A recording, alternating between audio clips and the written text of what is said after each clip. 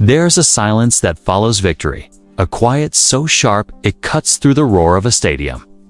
After the confetti falls, after the champagne sprays and the cameras fade to black, what remains is not celebration, but calculation. In that silence, behind locker room doors, men rewind film reels at midnight, pausing, studying, memorizing. Every frame is evidence of something greater and darker. Every glance, every hand signal, every subtle twitch of a coach's headset holds a secret. Because in the National Football League, where the margin between glory and failure is measured in inches, the line between genius and deception has always been blurred. I've seen those rooms, low light, projector humming, cigarette smoke floating over the screen. A coach leans forward, whispering, "That's the cue. Watch his left foot. That's their blitz tell." To an outsider, it sounds like insight. To those inside, it might be something else, something closer to theft. There's a moment where understanding the game crosses into controlling it. And the NFL has lived in that moment for decades. Football, at its surface, is about strength and speed. But beneath that surface, it's a war of information. The smartest teams win because they know what's coming before it happens. They call it preparation. But sometimes, that preparation is born from eyes that shouldn't have seen what they did, from a camera pointed where it didn't belong, or a playbook that wasn't meant to be found. The league sells honor, teamwork, grit, the American myth of fair play. Yet history whispers something else, that for every trophy, there's a secret file cabinet of questionable victories. In 2007, a hidden camera in New England recorded defensive signals. It was the kind of scandal that makes you question everything. How many wins were real? How many championships rested on stolen glances and silent codes? When Spygate broke, the world gasped, but the whispers in the film rooms didn't stop. It just got quieter. Long before that camera rolled, coaches were already experimenting with methods the league couldn't or wouldn't define as illegal. In the 1960s, rival scouts disguised themselves as fans, filming practices through binocular lenses. In the 1980s, defensive coordinators decoded offensive signs from TV footage. And in locker rooms across America, players shared fragments of former teams' playbooks, small betrayals traded for the price of opportunity. It wasn't new, it was tradition, passed down like an heirloom. Because in football, knowledge is the only currency that never devalues. Every team guards its secrets like military intelligence. The playbook isn't paper, it's a doctrine, a map of deception and design. To steal it is to hold an enemy's war plan in your hands. Coaches talk about winning in the film room, but what they don't say out loud is that sometimes the film itself is contraband. The Patriots scandal was just one chapter in a longer, older story, a story about how competition corrodes morality. When cameras were banned from sidelines, teams found new ways to watch. When signals were simplified, analysts invented new systems to break them. The game evolved, but the instinct to cheat never vanished. It merely adapted. And then there were the bounties, those whispered promises of cash for hits that left players motionless on the turf. In New Orleans, between 2009 and 2011, the Saints defensive unit became the center of a firestorm. The Bountygate investigation revealed something unspoken, that some men were being rewarded for pain, for destruction. Defensive coordinator Greg Williams was recorded saying, "Kill the head and the body will die." It wasn't metaphorical. It was instruction. The league condemned it, fined it, buried it under press statements. But deep down, everyone knew it wasn't the first time. Just the first time they were caught. Football has always rewarded aggression. This was just a darker version of what the culture already celebrated. And somewhere in that mix between brilliance and betrayal was a quarterback who seemed to know too much. Defenses changed formations, signals shifted, but somehow he always anticipated it. The commentators called it instinct. His opponents called it something else. There's a fine line between anticipation and prior knowledge. And once that doubt exists, once you start wondering how someone knows, trust dies. That's what makes this story haunting. The NFL's greatest achievements exist in the same breath as its greatest manipulations. For every perfect play, there's a question mark that refuses to fade. Was it talent or was it theft? Was it vision or violation? The deeper you look, the harder it becomes to separate the two. People think cheating in football is like cheating in any other sport, a violation of rules. But in the NFL, the rules themselves are part of the strategy. Teams build entire departments around interpretation, combing through the league handbook to find what isn't explicitly banned. The result is a landscape where morality becomes flexible, where the difference between clever and corrupt is just one camera angle. It's why the scandals never really end. From Spygate to Deflategate to Bountygate. Each one exposes not just a team, but a system, a culture that rewards risk until it becomes exposure. The league punishes, but the cycle repeats, because deception isn't a glitch in football's design. It's woven into the DNA of competition. Somewhere, a coach still whispers into the dark, eyes fixed on a flickering screen. Somewhere, a scout sits in the stands, pretending to watch the game but watching the sideline instead. And somewhere in an NFL office, someone decides what the public should and shouldn't know. I think about those decisions, the quiet meetings, the shredded tapes, the statements that say integrity but mean control. The NFL built its empire on discipline and illusion. It tells the world that it polices itself, but history suggests otherwise. When the league destroyed the Spygate tapes in 2008, it didn't erase the scandal. It erased the evidence. That act alone said everything about how far the NFL will go to protect its mythology, because the truth threatens the brand. And the brand is sacred. Fans don't want to imagine that the team they love might be built on deceit. They want heroes, not tacticians who cheat better than others. But heroes in the NFL are often forged in shadows. The difference between a dynasty and a disgrace can be a single piece of stolen information. I've seen how deep the obsession goes.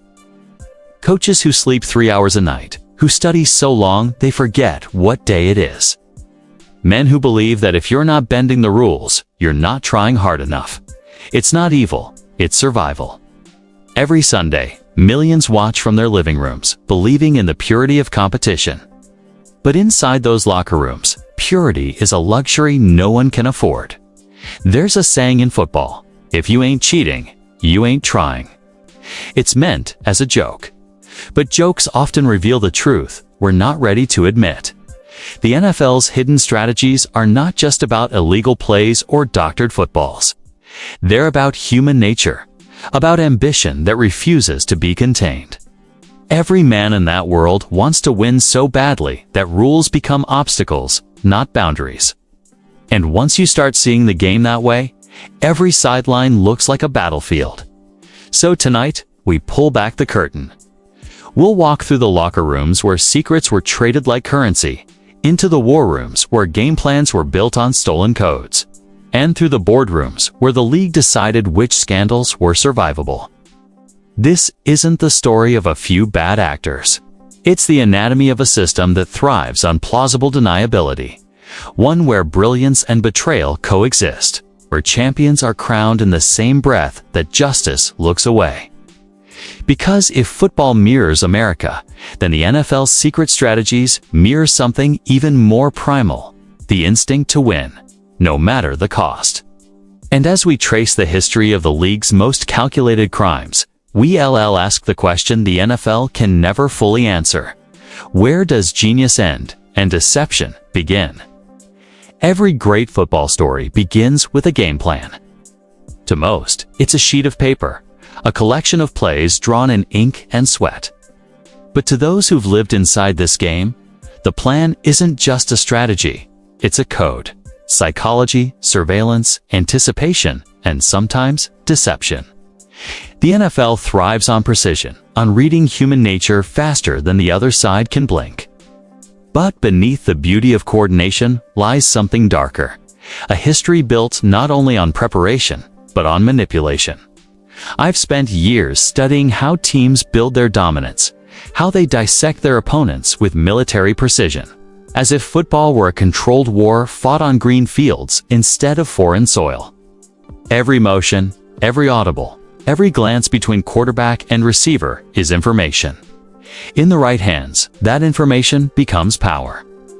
And power in the NFL is the difference between a legacy and an afterthought. When people talk about cheating in football, they think of it as deviation, something outside the norm. But what if it's part of the game's DNA? From its earliest years, the NFL has lived on the edge of legality, pushing and redefining the boundaries of fair play. The league's most celebrated minds, its innovators, its geniuses, have often been those willing to venture where others feared to tread. A game plan is more than X's and O's. It's a psychological weapon. It's built on months of scouting, hidden reconnaissance, and the subtle art of decoding an opponent's habits. Teams don't just study tape, they infiltrate patterns, body language, even cadence rhythm. The science of football preparation borders on espionage. And sometimes, it crosses over completely. That's where this story begins, in the gray area between brilliance and betrayal. Because in the NFL, morality is measured in wins, and every innovation walks the knife's edge between genius and illegality. From the outside, football seems like a sport of physical courage, men colliding in pursuit of glory. But inside, it's an intellectual arms race. Coaches are analysts. Quarterbacks are field generals. Scouts are intelligence officers. And every Sunday is an act of strategic warfare. That mindset, the drive to outthink, outmaneuver, and outdeceive gave birth to an entire underground world of competitive spying. The earliest known cases trace back to the 1950s, when coaches began exchanging intel on opponents behind closed doors. Teams would send scouts to watch practices from nearby rooftops, pretending to be reporters. Some would slip into hotel lobbies where opposing coaches held team meetings. There were whispers of staffers bribing stadium workers for access to game day communication frequencies. Nothing was written down, but everyone understood the game behind the game. By the 1970s, technology turned these whispers into evidence.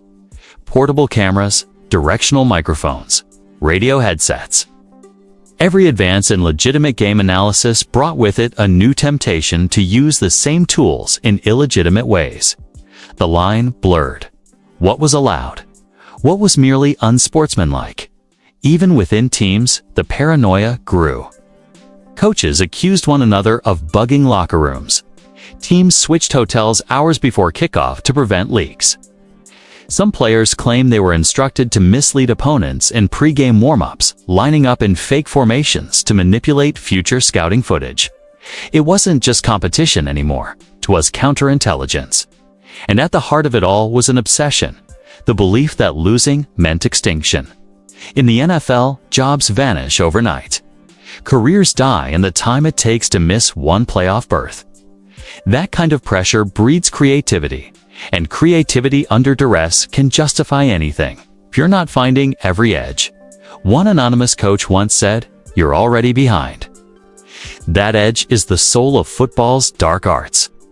It starts innocently enough, breaking down film, charting tendencies, predicting snap counts.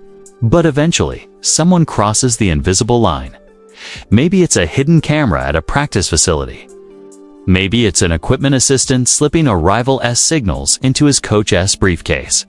One act leads to another, and soon the game's sacred balance, its unspoken trust, begins to unravel. The moral ambiguity runs deep. The same innovation that makes a coach legendary can also make him infamous. Bill Belichick, one of the greatest minds in NFL history, built an empire on meticulous preparation. Yet his legacy is forever intertwined with Spygate, a scandal that revealed how the Patriots videotaped defensive signals from unauthorized areas. For some, it was a betrayal. For others, just another example of doing what it takes to win. That phrase, "whatever it takes," might be the NFL's truest slogan. It's echoed in weight rooms, shouted in locker rooms, etched into the mentality of every man who's ever strapped on pads. But it carries a dangerous implication. If victory justifies everything, then where do ethics go? When competition becomes survival, morality becomes negotiable.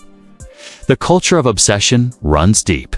Coaches sleep on cots in their offices, living on caffeine and paranoia.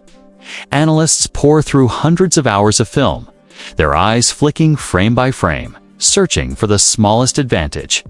There's no off switch. Winning isn't a goal, it's an identity.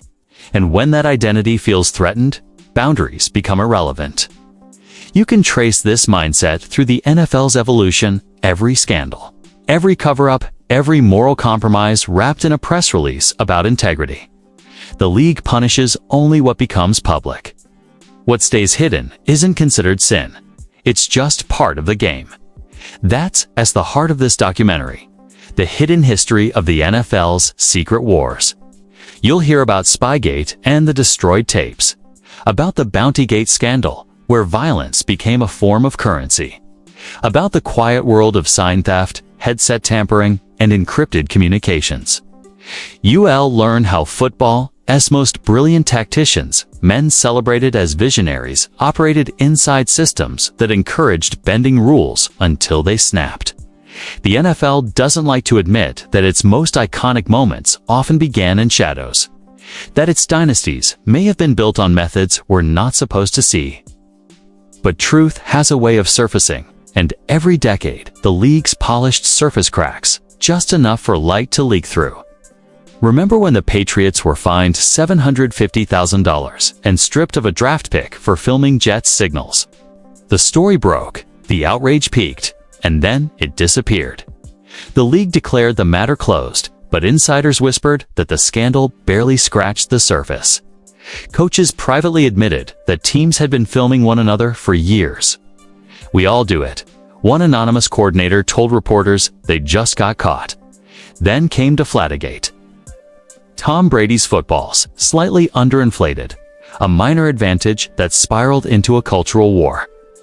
To the public, it was absurd. To those inside the game, it was terrifying because it forced an uncomfortable question. If the smallest detail of few psi can decide outcomes, what else might be out there, unseen and unaccounted for?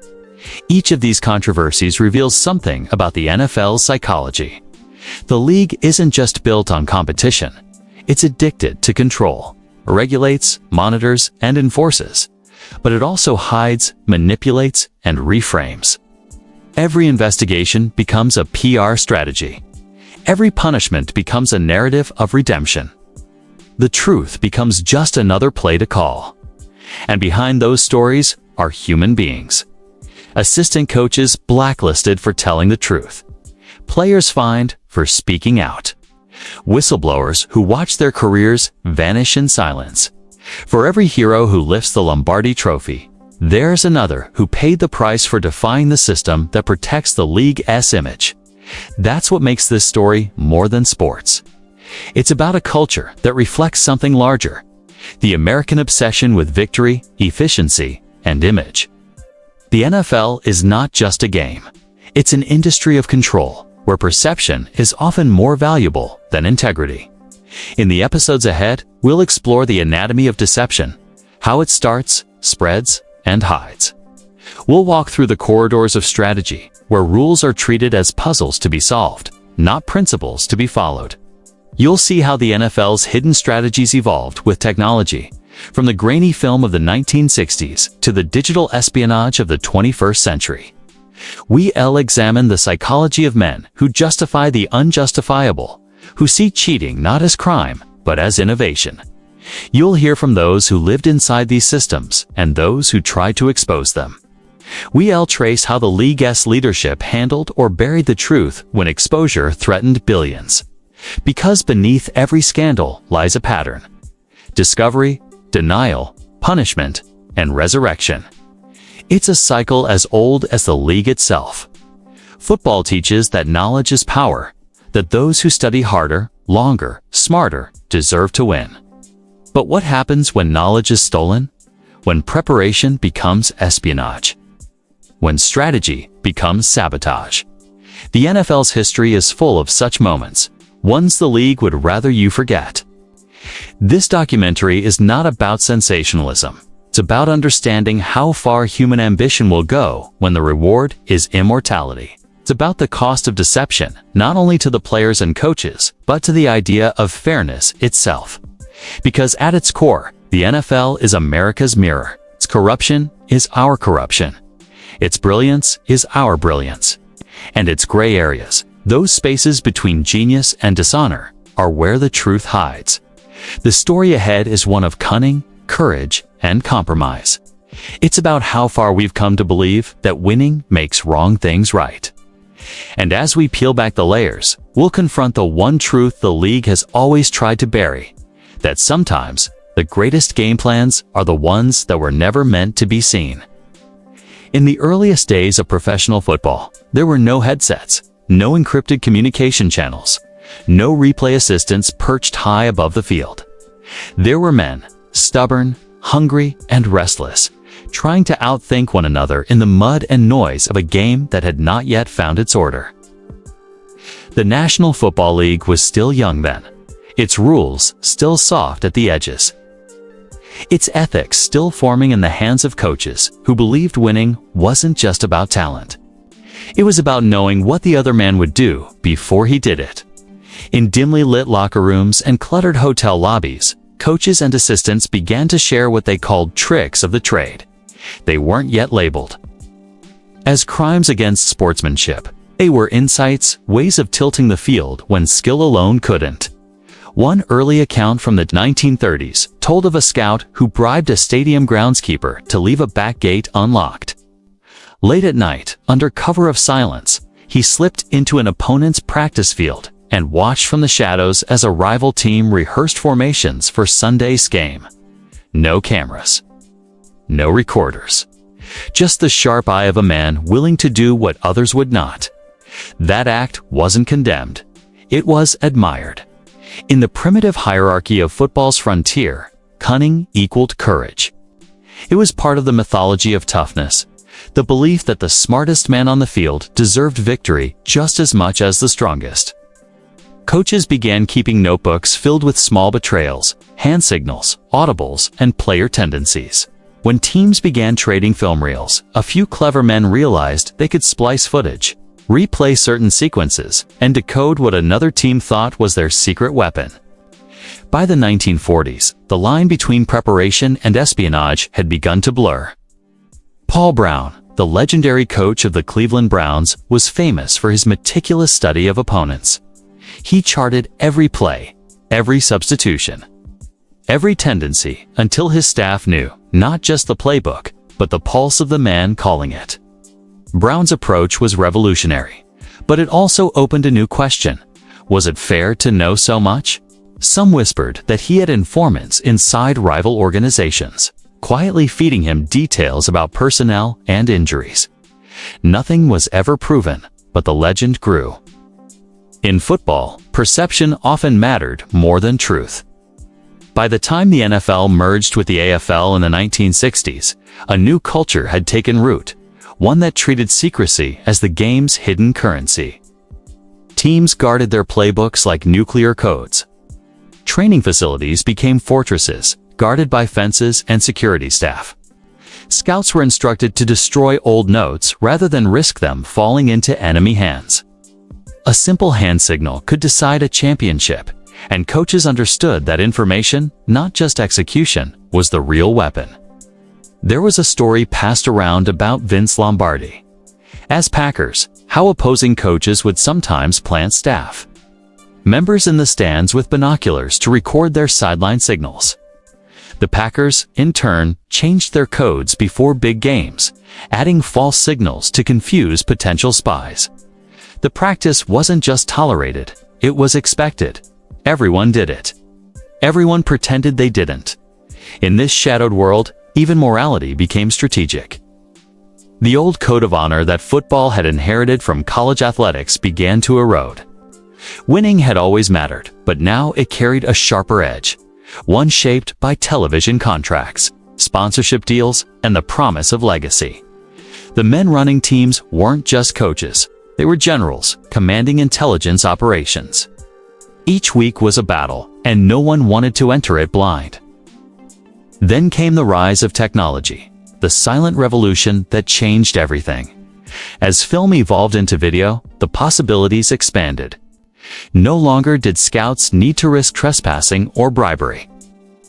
A small camera hidden in the right place could do what 10 men with binoculars could not. By the late 1970s, teams were using elaborate systems to break down opponent tendencies. But behind the legitimate scouting came something darker, a willingness to manipulate the very tools meant to improve the game. One veteran assistant from the 1978 Raiders once described his job not as coaching, but as decoding. He claimed they could read an opponent's defensive signals by the second quarter. "We knew where the blitz was coming from before they did," he said decades later. "We didn't think of it as cheating. We thought of it as being smarter." That justification, being smarter, became the quiet creed of a generation of football men. It echoed in offices from Green Bay to Dallas to Pittsburgh. Every coach told himself the same story. The league was a jungle, and those who survived learned to hunt differently. Ethics became elastic, stretching just enough to accommodate whatever a coach needed to believe to sleep at night. The birth of deception wasn't about evil or malice. It was about survival. It was about the intoxicating pull of advantage, the small edge that could separate triumph from disaster. Once a team discovered that stolen information worked, they couldn't unlearn it. The first time a stolen signal led to a critical interception or a perfectly timed blitz, it became part of the culture's bloodstream. By the 1980s, the league had grown too big to ignore the whispers. Official memos began circulating warning teams about unauthorized recording devices. But the rules were vague, and enforcement was minimal. Coaches adapted, hiding their tactics beneath layers of plausible deniability. A man with a camera might be filming for team archives. A scout in the stands could be studying formations. The deception didn't stop, it evolved. Every era of the NFL has its own mythology. The early years were about toughness, the post-war years about strategy, and the television era about spectacle. But underneath it all, another story ran, one rarely told aloud, that football's genius was inseparable from its duplicity. The same minds that built the most complex offenses in history also constructed the most intricate webs of secrecy. Even the language of the game reflected it. Terms like disguise, decoy, and misdirection were glorified as if deception itself had become sacred. Coaches praised players who could sell the fake, who could mask the coverage, who could hide their intentions. It wasn't just about the play. It was about illusion. The sport's moral DNA had shifted, and no one seemed to notice. As I look back on those early decades, I see the foundation being laid brick by brick, not in the stadiums or the playbooks, but in the psychology of competition. The idea that anything could be justified if it led to a win. That a little deceit wasn't corruption, but craft. Those were the lessons passed down from old film rooms to new dynasties. The men who started it all, the scouts sneaking into practices, the coaches deciphering film reels, likely never imagined what their quiet betrayals would become. They thought they were surviving. Instead, they were building a new code for an entire sport, a silent permission slip for future generations to cheat smarter, hide better, and win at all costs. And by the time the NFL became America's favorite spectacle, that code was already written, buried beneath the roar of the crowd, waiting for those bold enough to read between the lines. The playbook, that sacred binder of diagrams, symbols, and handwritten notes, was once the very soul of a football team. Before tablets, before digital encryption, it existed as a physical artifact. Thick pages filled with coded language only the chosen few could understand. To hold a team's playbook was to hold its heartbeat. To steal one was to rip out its soul. In the early decades of the NFL, playbooks were guarded like family heirlooms. Players carried them in briefcases, coaches locked them in their offices, and assistants were told never to leave one unattended. They contained not only the blueprints of a team's offense or defense, but also the language of trust. The audibles, the signals, the private systems of communication that made each team unique. Yet the more valuable they became, the more irresistible they were to those who wanted an edge. There are stories, whispered, often unconfirmed but impossible to ignore, of playbooks that vanished on road trips, mysteriously lost by nervous rookies or stolen from hotel rooms. In one famous case from the 1960s, a team employee discovered that an entire set of offensive playbooks had disappeared the night before a divisional playoff game. Days later, reports surfaced that their opponent seemed to anticipate every formation, every motion, every misdirection. Nothing was ever proven, but the suspicion lingered. The team's head coach never traveled without a locked briefcase again. In that era, the league had no real enforcement mechanism for such thefts. A missing playbook wasn't a crime, it was a mishap. Coaches quietly dealt with it internally, too embarrassed to report it, too paranoid to trust anyone outside their own circle. The result was an unspoken rule that governed much of the sport's early espionage. If you could get away with it, it was fair game. One former lineman from the 1970s recalled how casual the thefts could be. "We'd see visiting players leave their gear bags open in the locker room," he said. "Sometimes there'd be papers inside. We'd joke about taking a peek, but some guys actually did. A single page, a formation sheet, a coded signal list. It could all make the difference between winning and losing." Teams began to grow paranoid. Coaches stopped printing full playbooks for everyone. Instead, they issued partial binders or forced players to memorize entire sections. A single play might have 3 different names, each one designed to confuse anyone outside the circle who might come across it. But human nature has always been the weak link in any system of secrecy.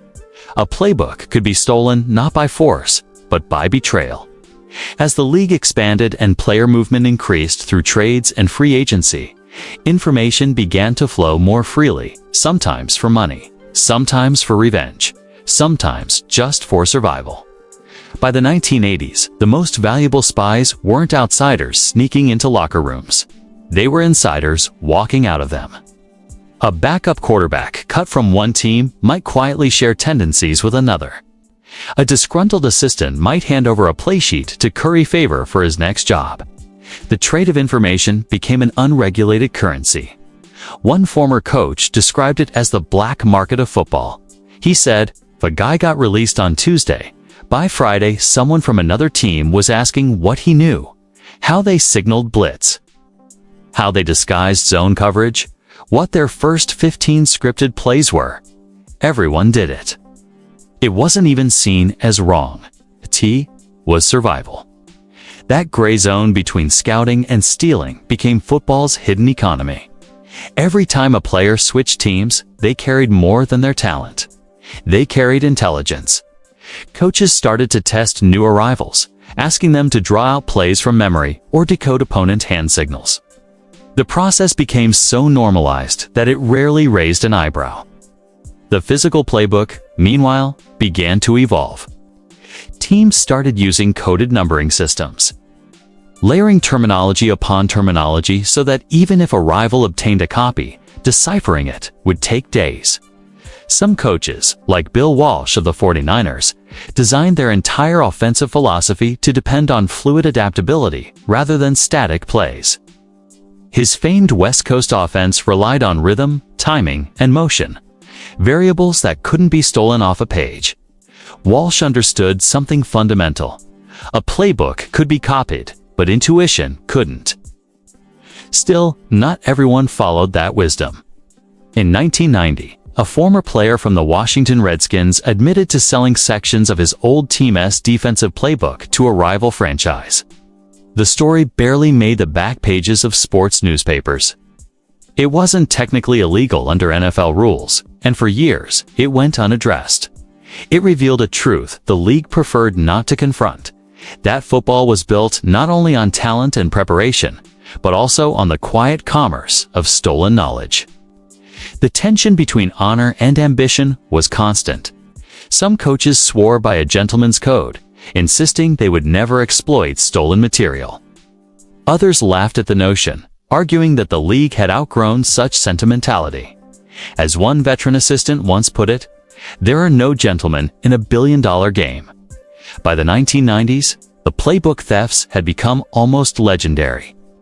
Anonymous league sources spoke of mysterious copies surfacing at scouting combines, or rival assistants claiming to have borrowed materials that conveniently went missing. The old culture of locker room thefts had evolved into something corporate, sophisticated, organized, and disturbingly efficient. One front office executive from that era described it best: "We moved from the age of physical theft to the age of intellectual theft. It wasn't about stealing paper anymore. It was about stealing minds." And yet, for all the paranoia, for all the precautions, the playbook remained a symbol, both of a team's unity and its vulnerability. To know another team's playbook was to know its language, its heartbeat, its fears. It was the closest thing to reading an opponent's diary. When technology finally digitized the process in the 2000s, the stakes multiplied. Digital systems meant easier access and easier exposure. The league introduced encrypted software, password-protected tablets, and tracking systems to monitor usage. But even then, the ghosts of the old ways lingered. A coach might still hand a printed copy to a trusted assistant, or a player might still jot down notes on loose paper. The same temptation, the same primal desire to know what the other side knew, remained unchanged. The shadow playbook, as many began to call it in insider circles, became a metaphor for the moral shadow cast by the entire sport. Every team had one, not a literal book, but a mental archive of everything gleaned through whispers, leaks, or quiet deals.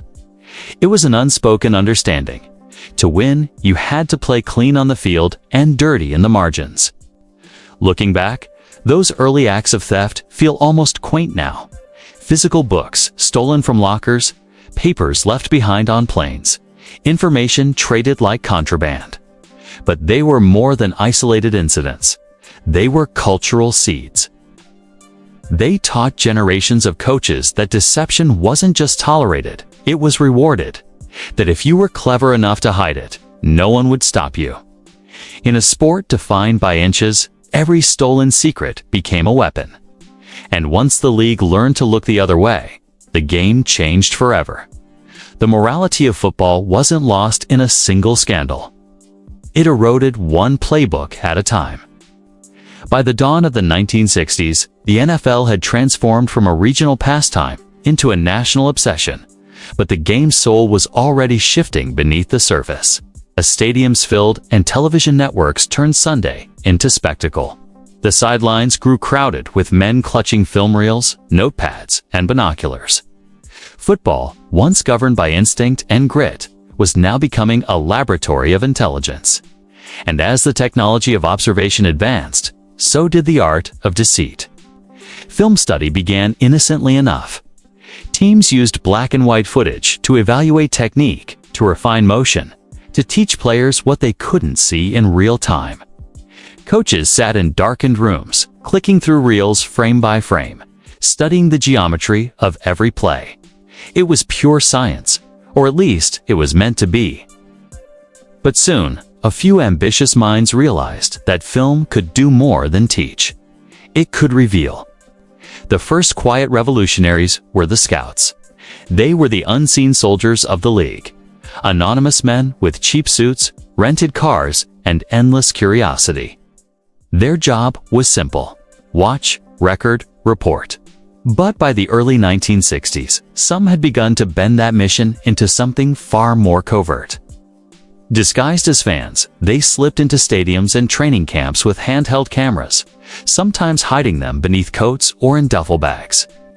They filmed practice sessions through chain-link fences, capturing signals, formations, and subtle adjustments that would later be studied like classified military footage. The NFL, still governed by vague ethics and even vaguer enforcement, had no real system to stop them. Scouting was encouraged. Espionage was not. Yet no one could clearly define where one ended and the other began. It was a loophole, And in a league built on loopholes, that meant opportunity. George Allen was one of the first to see it clearly. The obsessive, brilliant, canned, famously paranoid head coach of the Los Angeles Rams, and later the Washington Redskins, Allen treated football as war. He called his scouts agents and his opponents targets. Under his watch, the Rams built one of the first organized intelligence departments in the NFL, complete with coded reports, surveillance assignments, and film archives labeled like classified dossiers. Allen's players joked that he spent more time studying the other team than his own. He once said, "The future belongs to those who prepare for it." But his preparation bordered on obsession. Former staff members recalled how he demanded aerial photographs of opponents' practice fields, claiming they could reveal alignments or tendencies. He ordered film shot from nearby buildings, and he even paid informants for inside information. It was the Cold War era, a time when the world itself was divided by paranoia and espionage. Across the ocean, spies traded secrets between Washington and Moscow. Inside the NFL, the same psychology took root. Teams guarded their strategies with the same intensity nations guarded their intelligence. Coaches began referring to opponents in coded terms. Assistant coaches doubled as intelligence officers. Even locker rooms began to feel like war rooms. Tom Landry, the stoic architect of the Dallas Cowboys, represented the other side of that coin, precision over paranoia. Where Allen weaponized fear, Landry weaponized order. His Cowboys were methodical, mechanical, and surgically prepared. They were among the first to fully embrace systematic film study, creating what amounted to a corporate espionage infrastructure. Every opponent's game was dissected, logged, and cross-referenced with scouting reports. They built charts for every possible scenario, cataloging opponents' habits down to the smallest detail, how a lineman shifted before a stunt, how a quarterback's eyes moved before a deep throw. Landry's system was brilliant and dangerous. It blurred the moral line further. His film archives became so vast that rivals accused the Cowboys of filming practices illegally, though nothing was ever proven. When reporters asked about it, Landry smiled and said, "We just outworked them." But those close to him knew there was more than work behind the Cowboys' precision. There was control, a psychological warfare rooted in knowing your enemy better than he knew himself. Film study had evolved from a tool of education into an instrument of manipulation. Coaches began using it not only to prepare for games, but to exploit tendencies to break down the human element. By the 1970s, some teams employed full-time staff dedicated solely to decoding signals caught on film. One former assistant described spending nights rewinding reels until his fingers blistered, studying the faint movements of opposing coordinators on the sidelines. "You'd see a hand twitch, a glance, a number called out," he recalled. "Over time, you'd start to know what it meant. You'd learn their language." It was this language of secrets that came to define the decade, the NFL's golden age of coaching. Lombardi, Shula, Knoll, Landry. Allen was not just a battle of playbooks, but of intellect and espionage. Each man, in his own way, became a codebreaker. The league's leadership was aware of what was happening, but it existed in a moral gray zone. Commissioner Pete Rozelle often spoke about protecting the integrity of the game, yet enforcement was limited to fines and quiet warnings.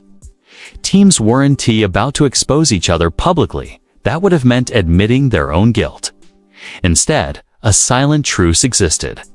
Everyone cheated just enough to stay competitive, and everyone pretended the others didn't. That silent truce was shattered in 1977, when reports surfaced that several teams were caught filming opponents' signals from the stands using telescopic lenses. League memos circulated quietly, warning teams to refrain from unauthorized recording. But behind closed doors, most coaches laughed. Unauthorized recording was already a cornerstone of preparation. One former player from that era said, "We all knew it. If you weren't filming, you were falling behind." It was no longer about who cheated, but who cheated best. As film equipment grew smaller and more accessible, the culture of surveillance deepened.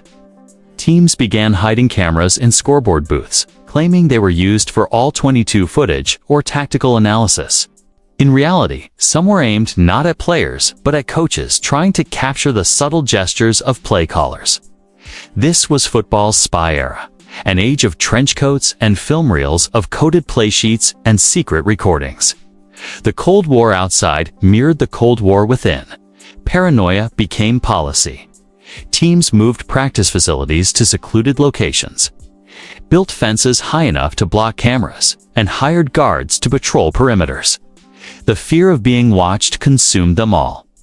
The irony was that, for all the secrecy, many of these tactics produced only marginal advantages. But it wasn't the results that mattered. It was the power, the feeling of control. To know something your opponent didn't, even a whisper of information, made a man feel invincible. George Allen once said, "Every game is won before it's played."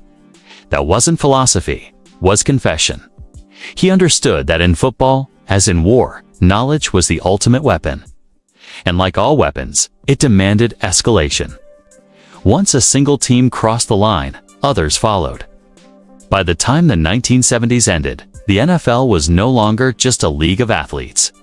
It was a league of strategists, codebreakers, and spies. Film rooms resembled intelligence centers. Coaching staffs operated like military commands. What began as curiosity had become compulsion.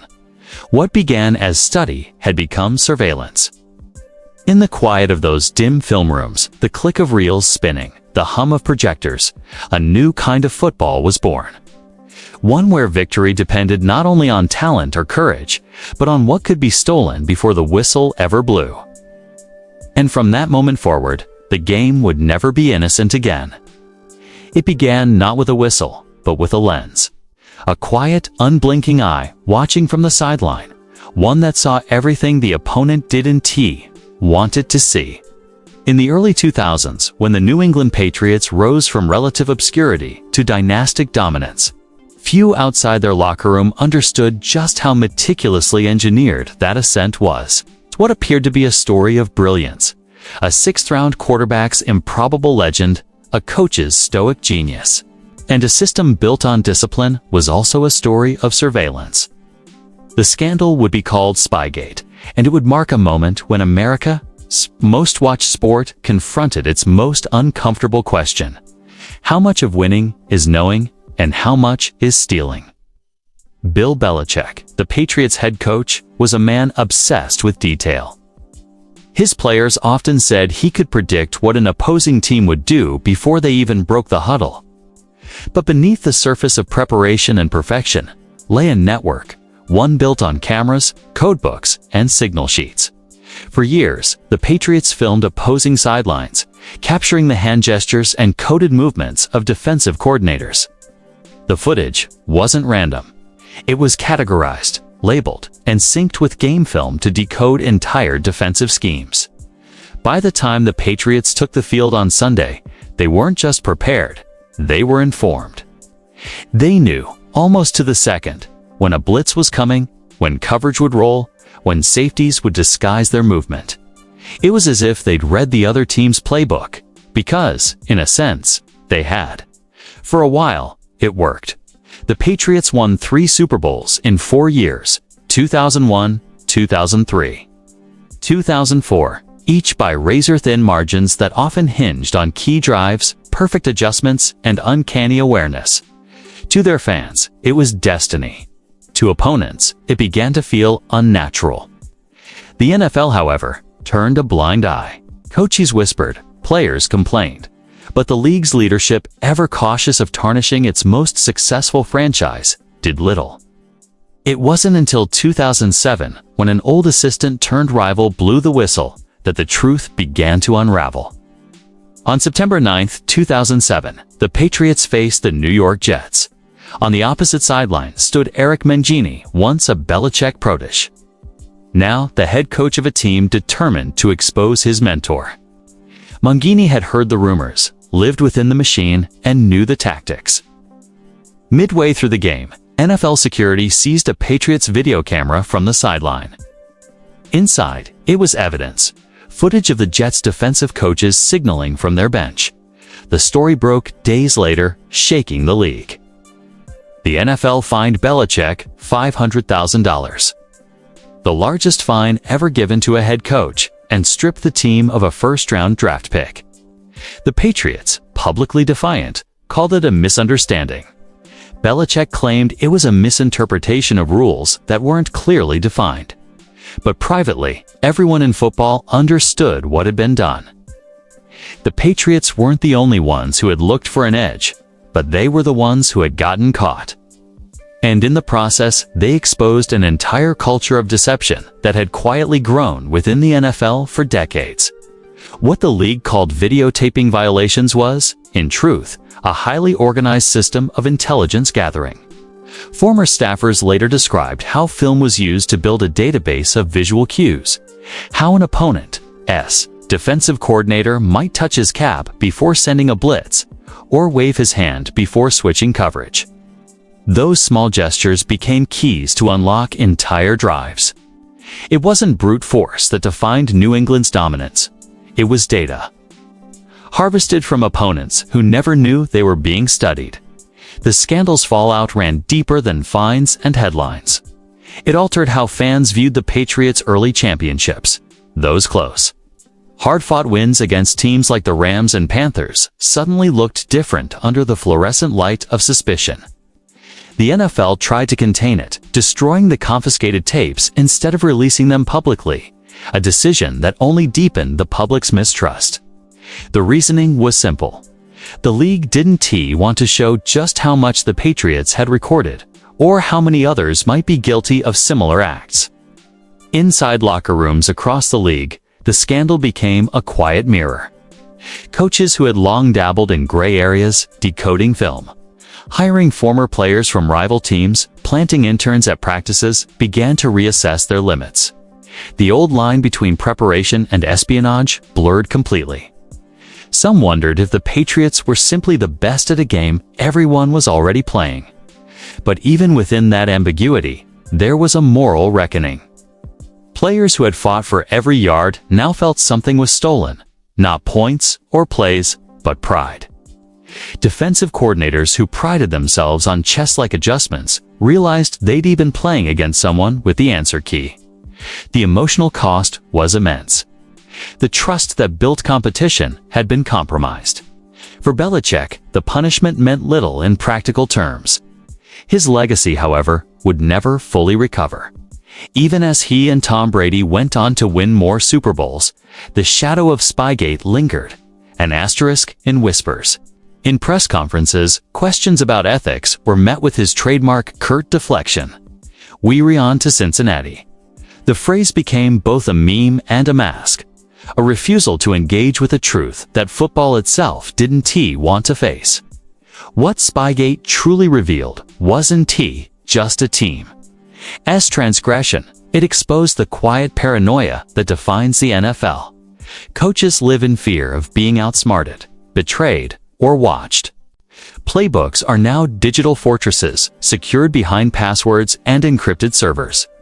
Practices are monitored for drones, locker rooms swept for bugs. The league's culture, once built on trust and competition, now runs on suspicion. Some historians argue that Spygate marked the beginning of the modern surveillance era in sports, an age where data, film, and analytics became as crucial as muscle and instinct. But its origins were far older. The Patriots didn't invent espionage in football, they perfected it. Their system was the natural evolution of decades of incremental deception, of scouts hiding cameras in bleachers, of coaches memorizing hand signals from grainy TV feeds. In the end, what the Patriots did was not an act of rebellion, but a mirror of the system that bred them. A sport that teaches its men to win at all costs, and then act surprised when they take it literally. Even years later, the unease remains. Every great dynasty carries a shadow.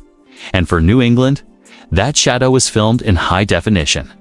The irony is that the same precision that made Belichick's Patriots brilliant also made them vulnerable. They built a machine so efficient that even their deception became systematic. And when it was exposed, the machine kept running, unfeeling, undeniable, and untouchable. Football's mythology depends on clean heroes and noble struggles. But behind every banner, there are things no one wants to replay. And somewhere, in a dim archive under Gillette Stadium, there are still tapes unseen, unspoken, and unforgettable. It begins not with a camera this time, but with a whisper, or the absence of one. A coach's headset suddenly goes silent in the middle of a crucial drive. The offensive coordinator's voice, once clear in the quarterback's ear, dissolves into static. On the other sideline, the opposing team's communication remains mysteriously untouched. The crowd roars, but beneath that roar, somewhere in the tangled cables and encrypted frequencies of the National Football League, something darker hums. Sound, in the modern NFL, is as much a weapon as sight. While cameras reveal what the eyes can capture, microphones reveal what the mind intends. The NFL's communication system, designed to streamline play calling and reduce sideline confusion, became its own battlefield, one where technology could tilt fairness as easily as a well-timed blitz. And when whispers began spreading that certain teams had learned how to manipulate that sound, the league faced a question it still hasn't answered. What happens when silence itself becomes a form of cheating? The NFL introduced radio communication between coach and quarterback in 1994. A technological leap meant to end the era of stolen signals and frantic sideline gesturing.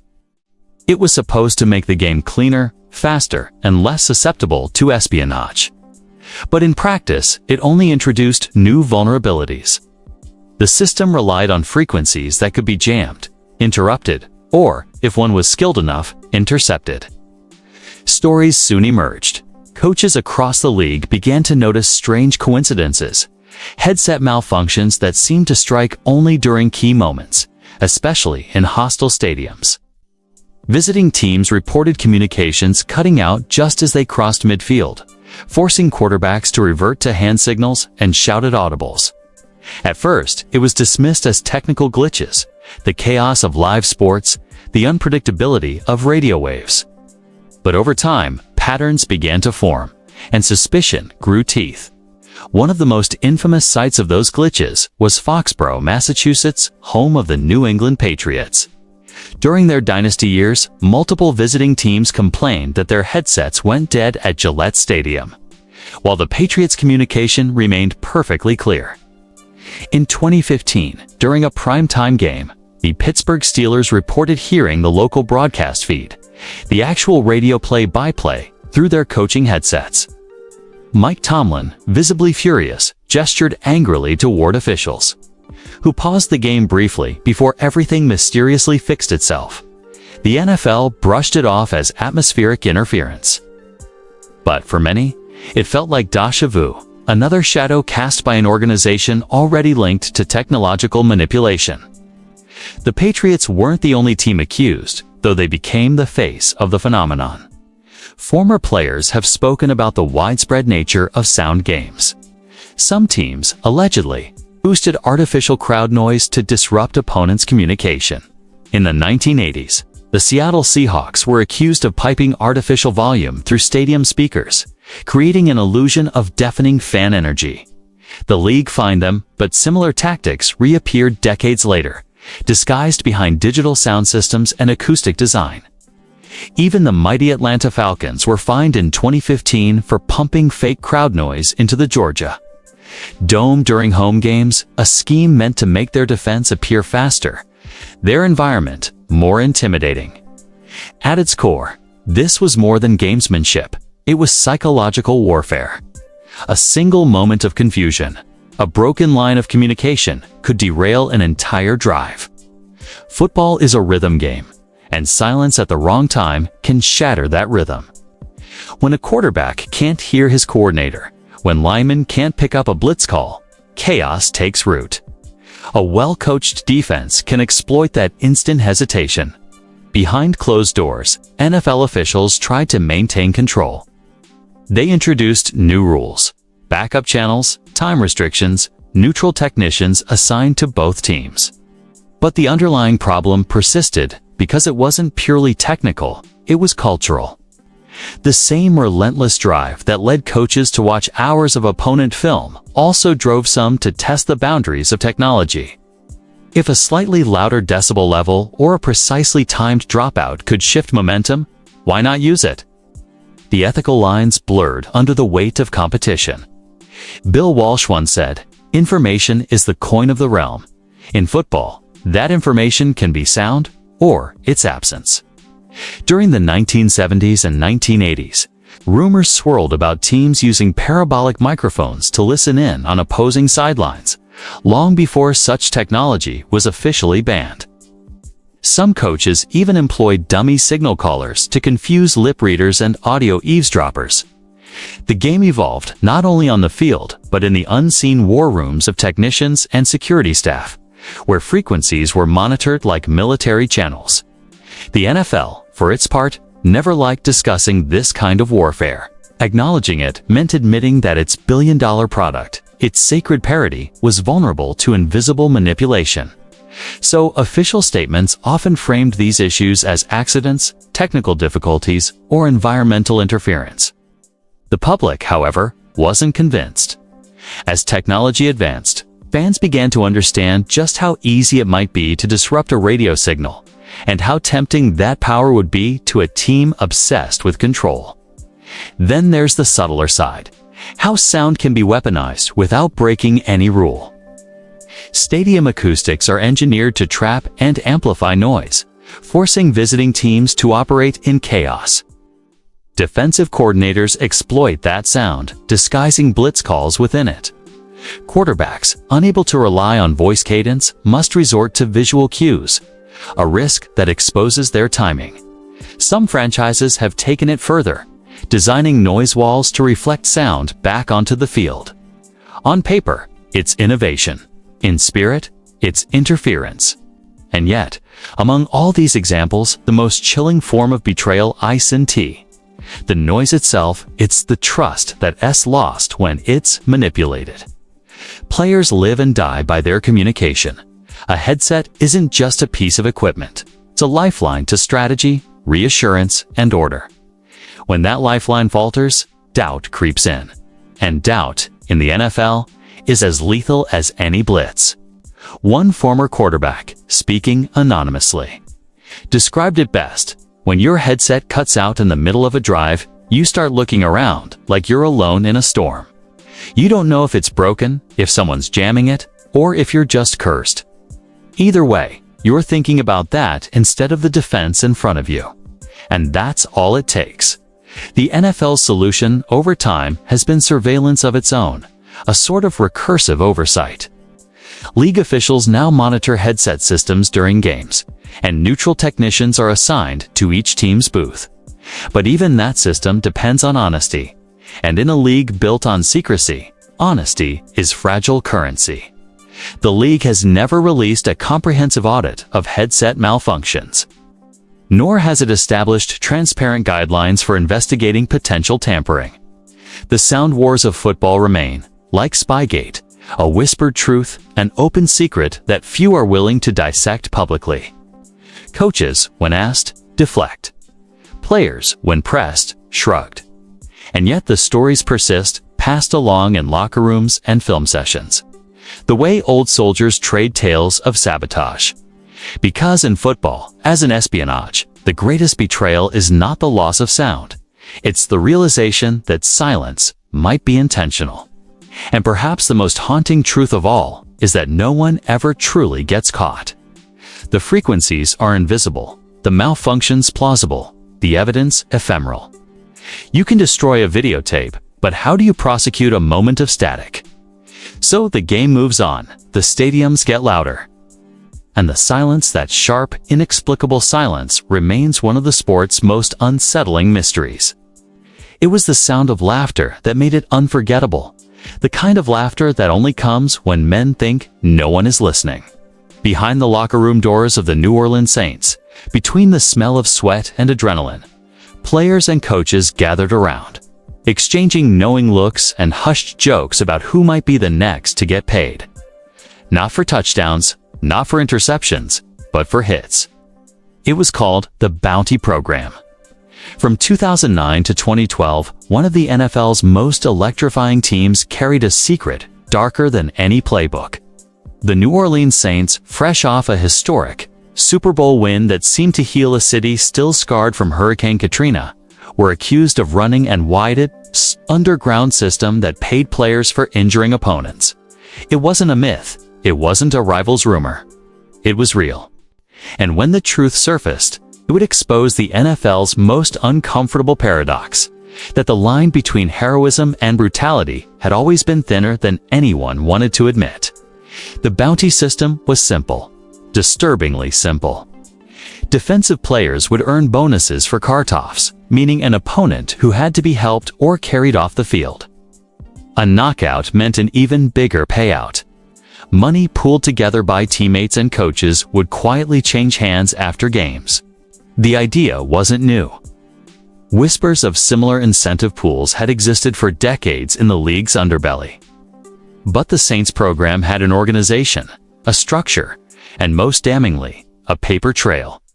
Greg Williams, the Saints' defensive coordinator at the time, was the architect.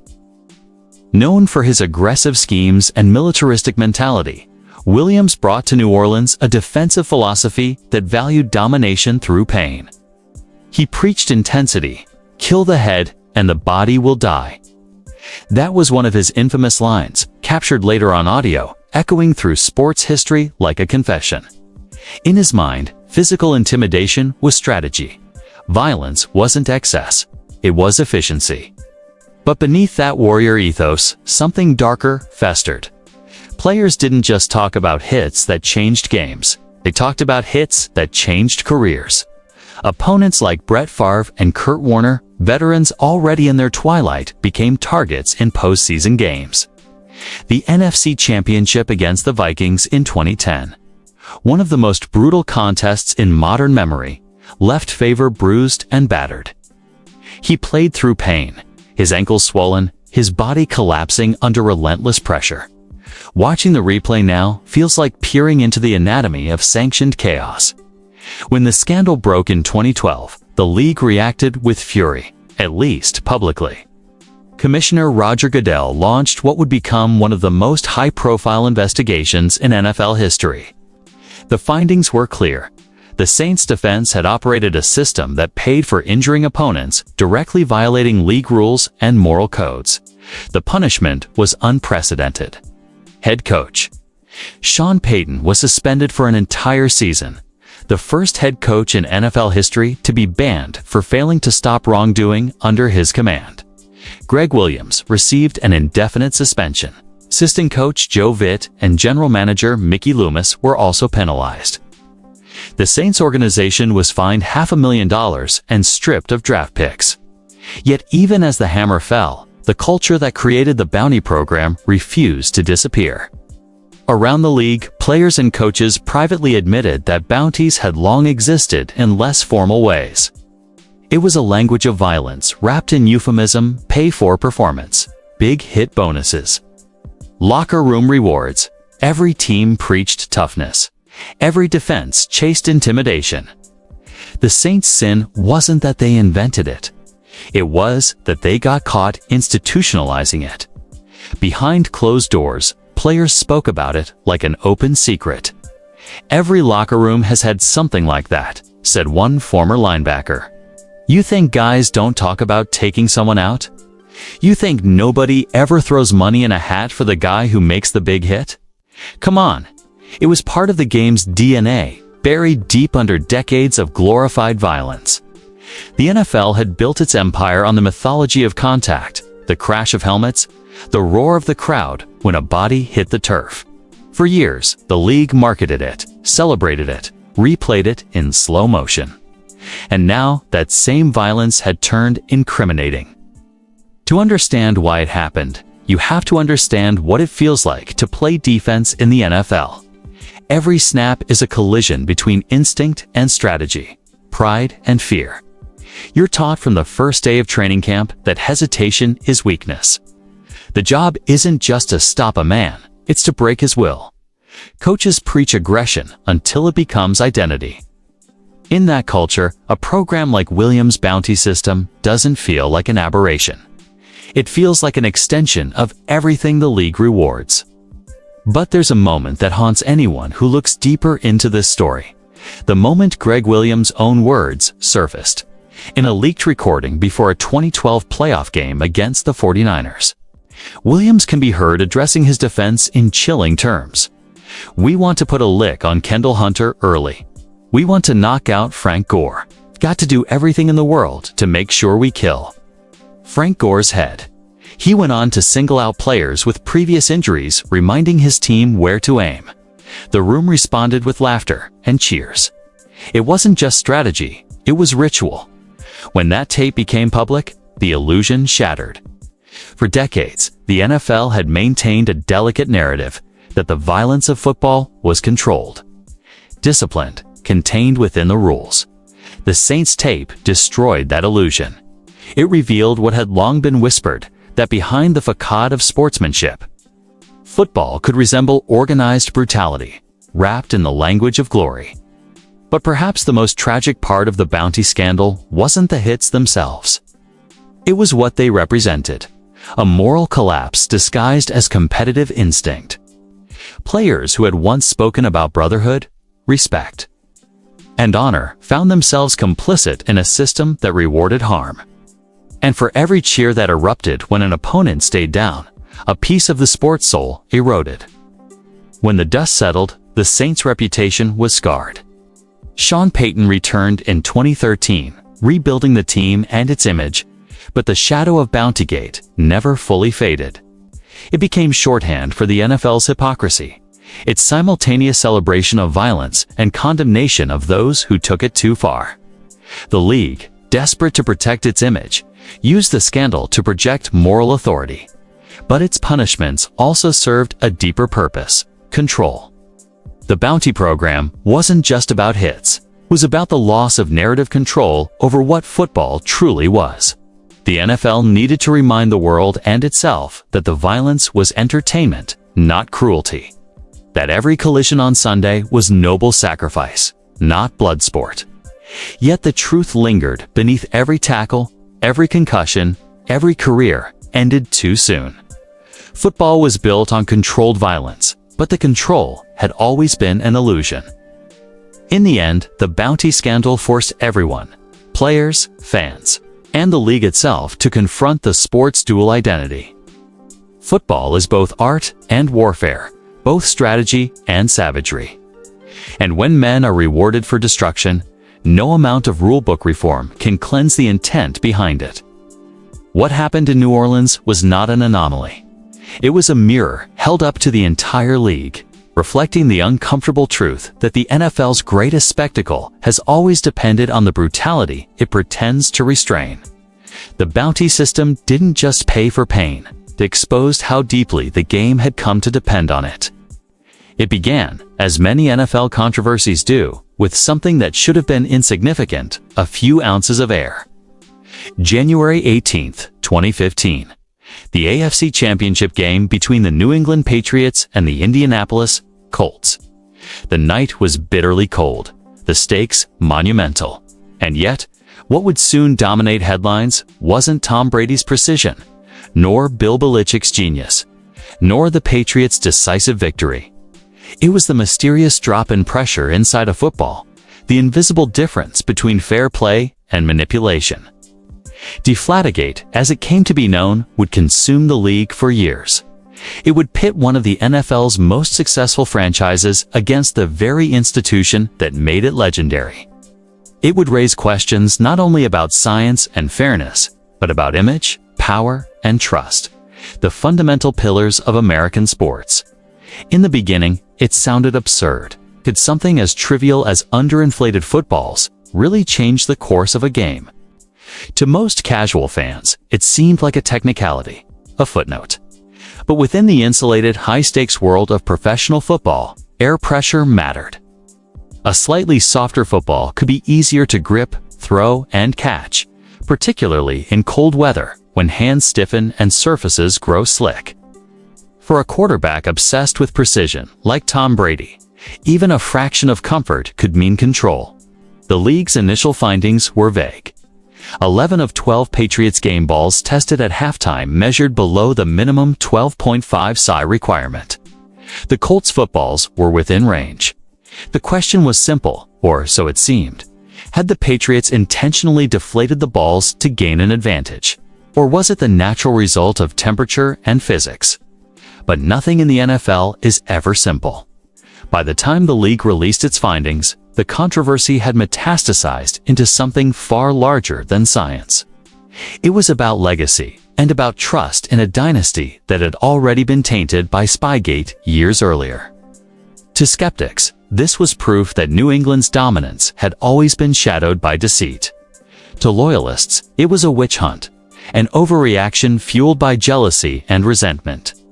Tom Brady, the face of the scandal, became the embodiment of the NFL's cultural divide.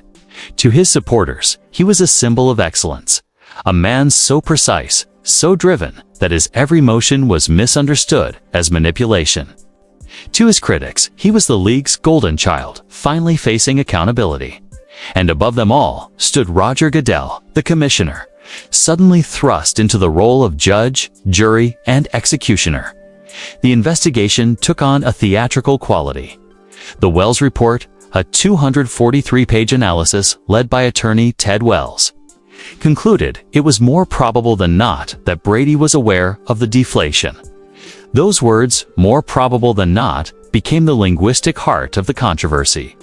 It wasn't certainty, wasn't proof beyond doubt. It was a calculated hedge, the kind of phrasing that could both condemn and protect. Brady's punishment was swift, a 4-game suspension. The Patriots were fined $1 million and stripped of 2 draft picks. The message was clear. The NFL would not tolerate even the perception of cheating. But beneath the surface, the punishment was political. Goodell's league had been battered by criticism for its handling of other crises, concussions, domestic violence, and Bountygate. Now, it needed a symbolic act of strength. The target, ironically, was its most valuable brand. The reaction was seismic. Brady appealed. The NFL Players Association fought back. The case went to federal court, and for months, football's brightest star stood in open defiance of the institution that defined him. Fans took sides as if it were a national referendum. Truth versus loyalty, integrity versus power. Even casual viewers who couldn't explain what PSI stood for found themselves arguing over the moral gravity of air. But underneath the headlines and late-night jokes lay something more profound. Deflategate wasn't about footballs. It was about control. It was a contest between individual power and institutional authority. The Patriots had built their dynasty by mastering the margins, the small details, the overlooked loopholes, the gray areas where preparation meets audacity. The league, for its part, could not afford to let that mastery appear untouchable. Tom Brady's image was built on precision, discipline, and an almost monastic devotion to craft. He was the embodiment of the NFL's myth, the perfect competitor. To accuse him of cheating wasn't just a blow to the Patriots. It was a fracture in the mythology of American excellence itself. The public's outrage, fascination, and obsession with the case were reflections of that mythology unraveling. If Brady could cheat, what did that mean about the system that had celebrated him? The case wove through courts and press conferences, through physics reports and public opinion wars. Experts debated the ideal gas law on national television. Scientists weighed in, arguing that temperature alone could explain the pressure drop. The phrase "more probable than not" became a cultural punchline, shorthand for bureaucratic ambiguity. And yet, through it all, Brady never fully broke his composure. His defiance became part of his legend. "I did nothing wrong," he said, his tone more weary than angry. When he finally accepted his suspension after prolonged legal battles, it was less an admission than a surrender to fatigue. The league had won the procedural war, but at a cost. It had turned one of its greatest icons into a martyr. When Brady returned, he was unstoppable. He led the Patriots to yet another Super Bowl, as if vengeance itself had been distilled into his arm. For his fans, that season was proof of his innocence, the triumph of discipline over doubt. For critics, it was the arrogance of a man unpunished by scandal. Either way, Deflategate had changed him. It had changed all of them. The deeper truth, though, was never really about PSI. It was about how fragile the NFL's credibility had become, how dependent it was on image, narrative, and control. The same league that had celebrated cunning and competitiveness now punished it when it crossed an invisible threshold. The same commissioner who spoke of integrity ran a system where outcomes were decided as much by perception as by evidence. Deflategate also revealed the psychological complexity of loyalty in sports. Patriots fans rallied with religious fervor, defending their quarterback against what they saw as an authoritarian overreach. Opposing fans saw poetic justice. Inside the league, coaches and players whispered that Goodell had set a dangerous precedent, punishing based on probability, not proof. It wasn't just about who was guilty, it was about who had the power to define guilt. In the end, Deflategate became a parable, a lesson about control, truth, and the limits of justice in a billion-dollar industry. For some, it was proof that greatness always flirts with corruption. For others, it was evidence that the league punishes its best to preserve the illusion of fairness. Tom Brady emerged from it all with his legacy intact, perhaps even stronger. He became a symbol of resilience, the man who refused to kneel before authority. The NFL, meanwhile, carried on with its carefully curated image, hoping the world would forget how close it had come to revealing the machinery beneath its mythology. But the question still lingers in the silence between the whistle and the snap. How much advantage is too much? At what point does preparation become deception? And when the difference between victory and scandal is measured in air pressure, what does that say about the integrity of the game itself? Deflategate didn't destroy the NFL. It revealed it, the power plays, the politics, the obsession with narrative control. It showed that the league's greatest struggle isn't on the field at all. It's the war to convince the world that every ounce of competition still means something pure. In the 1980s, before digital tablets and encrypted radios, the battlefield of intelligence in the NFL was a silent dance of eyes and hands. Signals, those fleeting gestures, nods, and tilts of the wrist carried the lifeblood of strategy. But they were also an invitation to anyone clever enough to decode them. They were open secrets waiting to be stolen. This was football's Cold War, a game of espionage waged not with cameras or hackers, but with binoculars, sketchpads, and memory. Coaches became analysts. Analysts became spies. And sidelines turned into silent code rooms. In the Reagan era, when the real world was locked in tension between nations, the NFL mirrored that paranoia. Trust was a luxury. Every glance from the opposing bench was a potential leak. Every assistant with a notepad might have been an informant. Teams began deploying scouts whose true mission wasn't just evaluating talent, it was gathering signals. Watching pre-snap formations, tracking the rhythm of gestures, timing when a coach scratched his head or touched his ear. Over time, those patterns revealed a language. And in that language, games were won before kickoff. The process was meticulous, almost artistic. A scout might attend multiple games, sitting far enough from the sideline to appear casual, but close enough to see the choreography of calls. They'd jot quick notes. Left hand equals screen, fist pump equals blitz. Those cryptic words, when compiled, became a kind of Rosetta Stone. This wasn't new. Baseball had its sign stealers. The military had its code breakers. But in football, a sport where milliseconds decide championships, this became its own frontier. Former coaches have quietly admitted that by the mid-80s, many teams had decoders staff assigned to interpret opponent signals from film and memory. There were no rules against it yet. Ethics were blurry, and the league had not yet realized the depth of its own gray zones. George Seifert of the 49ers once mentioned how his defensive assistants could predict offensive plays from sideline gestures alone. Chuck Noll's Steelers were rumored to have practiced decoding opposing audibles. Bill Walsh's offensive genius was legendary, but his staff was equally skilled at identifying patterns across the league. For them, preparation wasn't just about execution. It was about foresight. And foresight came from knowledge others weren't supposed to have. But this wasn't espionage done with malice.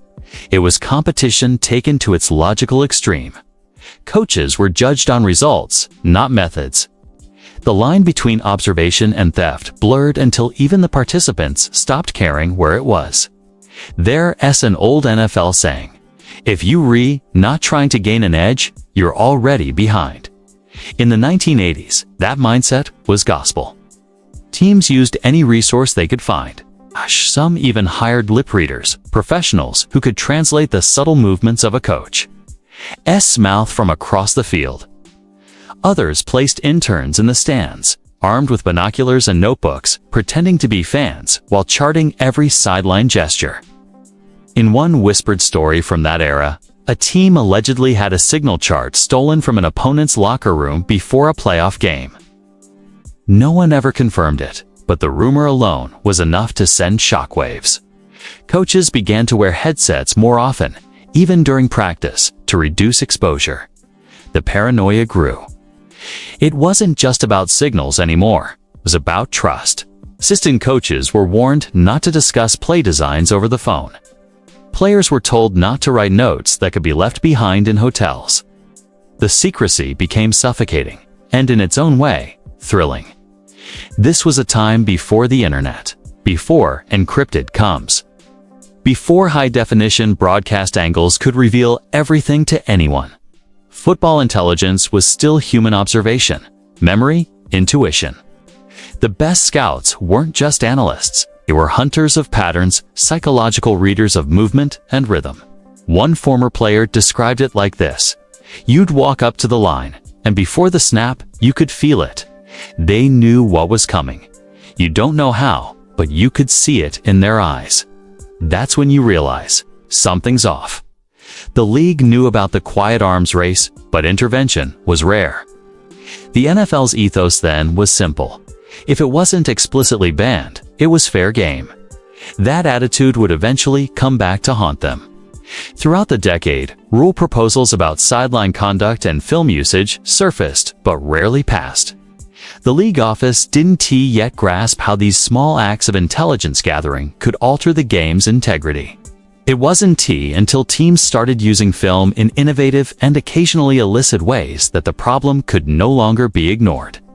But before that explosion in the late 90s and early 2000s, the 80s represented something purer and more dangerous. A hidden culture of clever men pushing the limits of what was legal, without yet knowing what illegal meant. The decade's heroes were tacticians: Bill Parcells, Joe Gibbs, Tom Flores. Each built dynasties not only with players, but with preparation. Behind every locker room speech, there were hours of decoding, analyzing, anticipating. And in that competitive fire, small ethical fires were lit. Coaches started to question what sportsmanship really meant when multi-million-dollar franchises were on the line. If you could win by being smarter, even if that meant bending the rules, wasn't that just good strategy? That question defined the 80s. It still defines the NFL today. When technology finally caught up with high-quality video, sideline cameras, and digital archives, these early pioneers became legends and cautionary tales.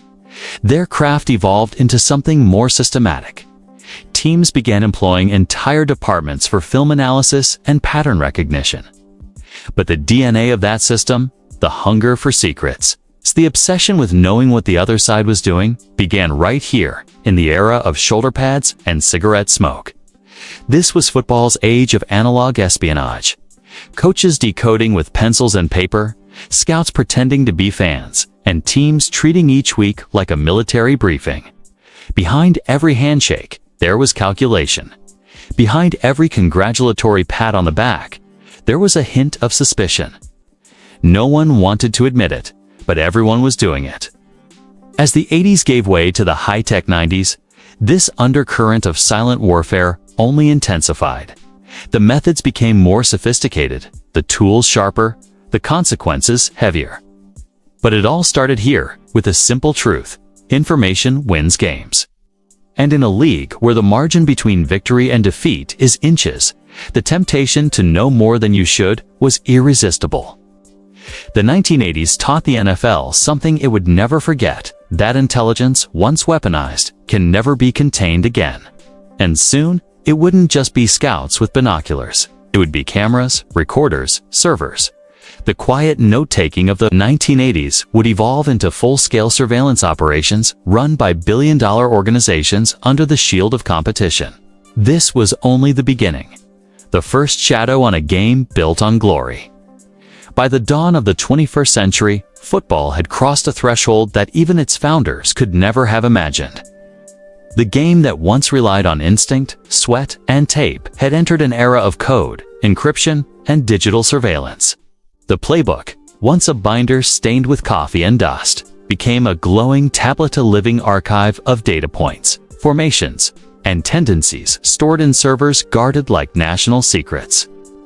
What began as an innovation meant to enhance precision and preparation became the new frontier for deception. The digital espionage age wasn't just about who played harder, but who could outthink, outprogram, and outmaneuver the other side in silence. The shift began innocently. In the late 1990s and early 2000s, teams began digitizing their playbooks, replacing film reels and photocopies with secure digital systems.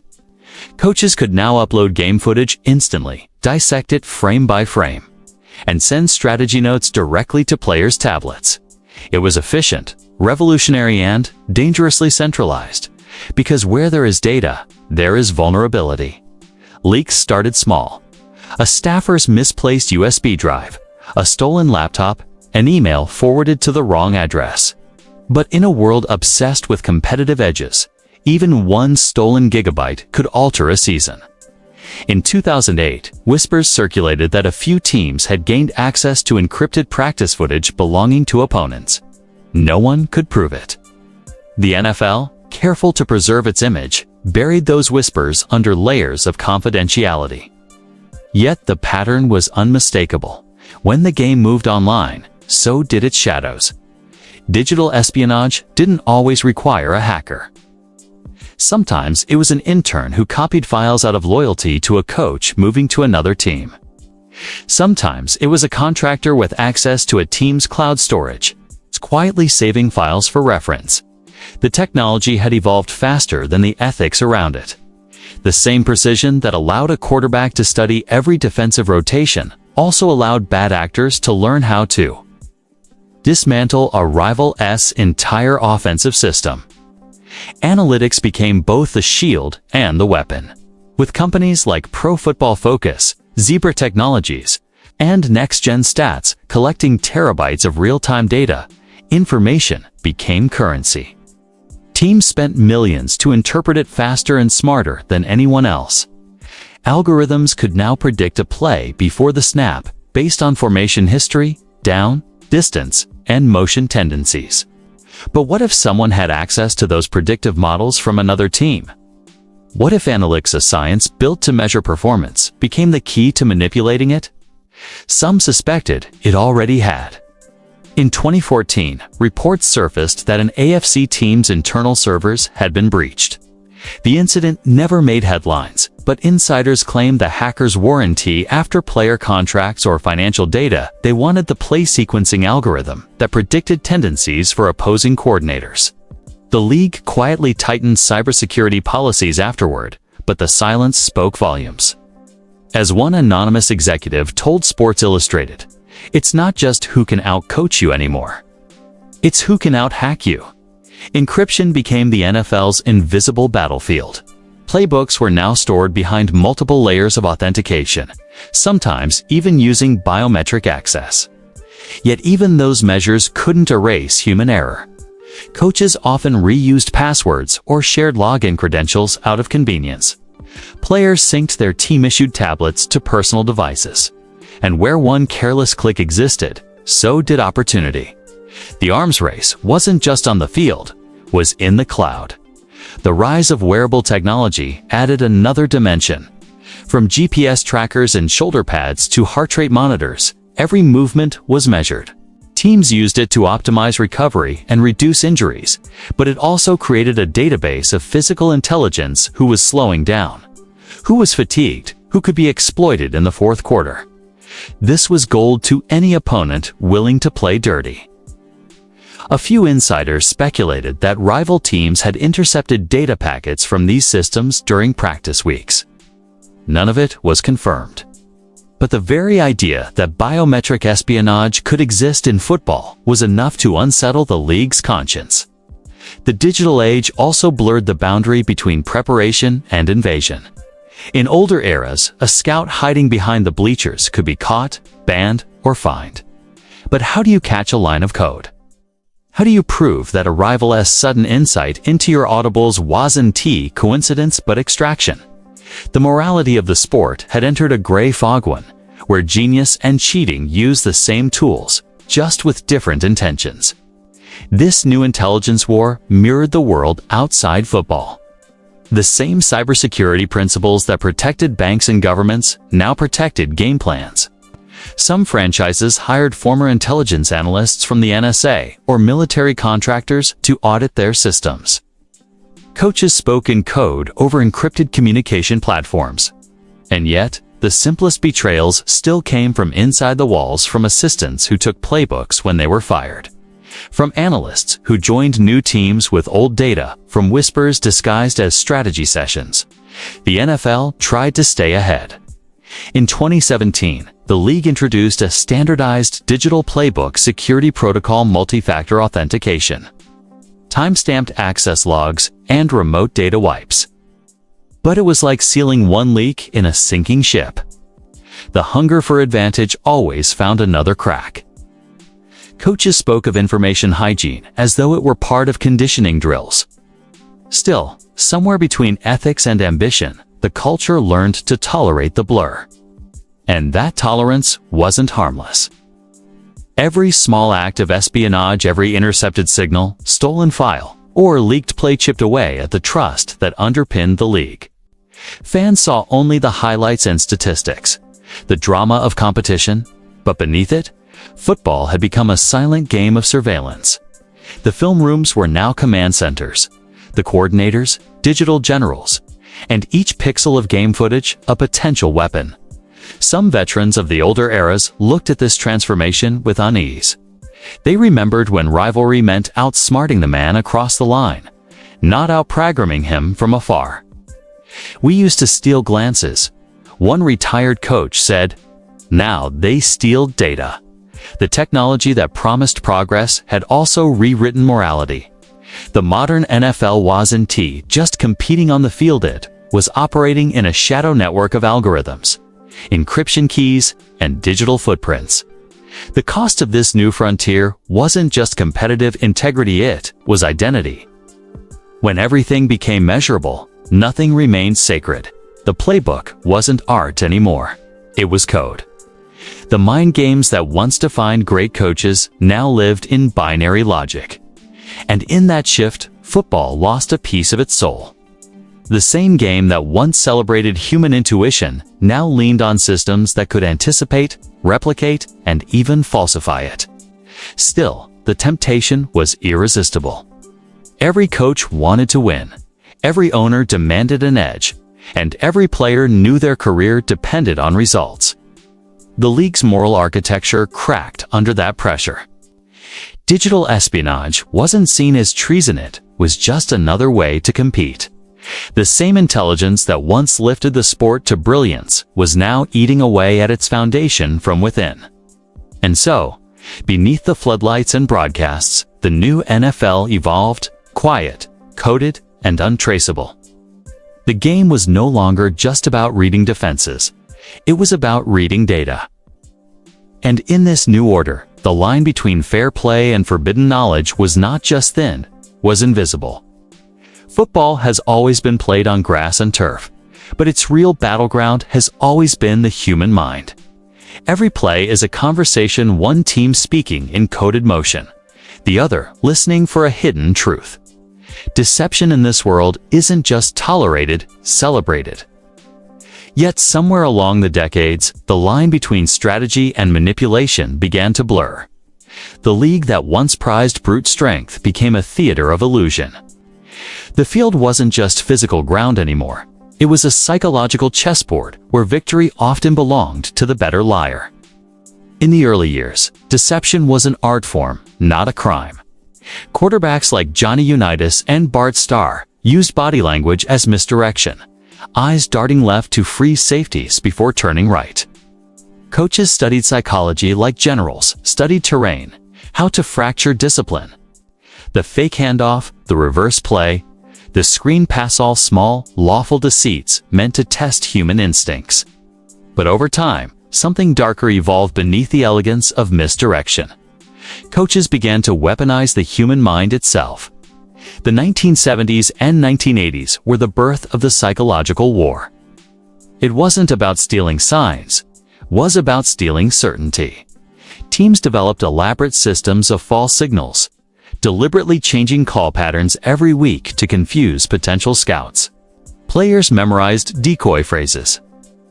Coaches created dummy formations that never existed in the playbook, filmed only to mislead. The game became a hall of mirrors, where seeing wasn't believing. In those days, coaches like Bill Walsh and Chuck Noll spoke of mental fatigue as the ultimate victory. If you could make the opponent question what they saw, you could control them. The West Coast offense itself, revolutionary as it was, also relied on psychological overload, forcing defenses to second-guess whether a play was a run, a pass, or a trap. Every hesitation was a wound, every doubt a victory. It was not cheating. It was domination through cognition. But the psychological war didn't stop at strategy. It seeped into preparation, into communication, even into morality. Some teams began using false intelligence leaks, spreading rumors about play-calling tendencies or injury statuses to bait opponents into over-preparation. Let them chase shadows, one anonymous offensive coordinator once said in a post-game interview. It was clever, yes, but also corrosive.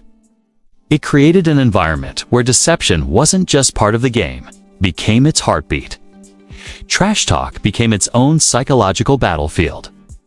Lawrence Taylor turned intimidation into performance art, using his words to plant fear before the whistle ever blew. Quarterbacks like Joe Montana countered with calm silence, a mental resilience that drove opponents mad. But some teams went further, crossing into manipulation designed to exploit human emotion rather than human error.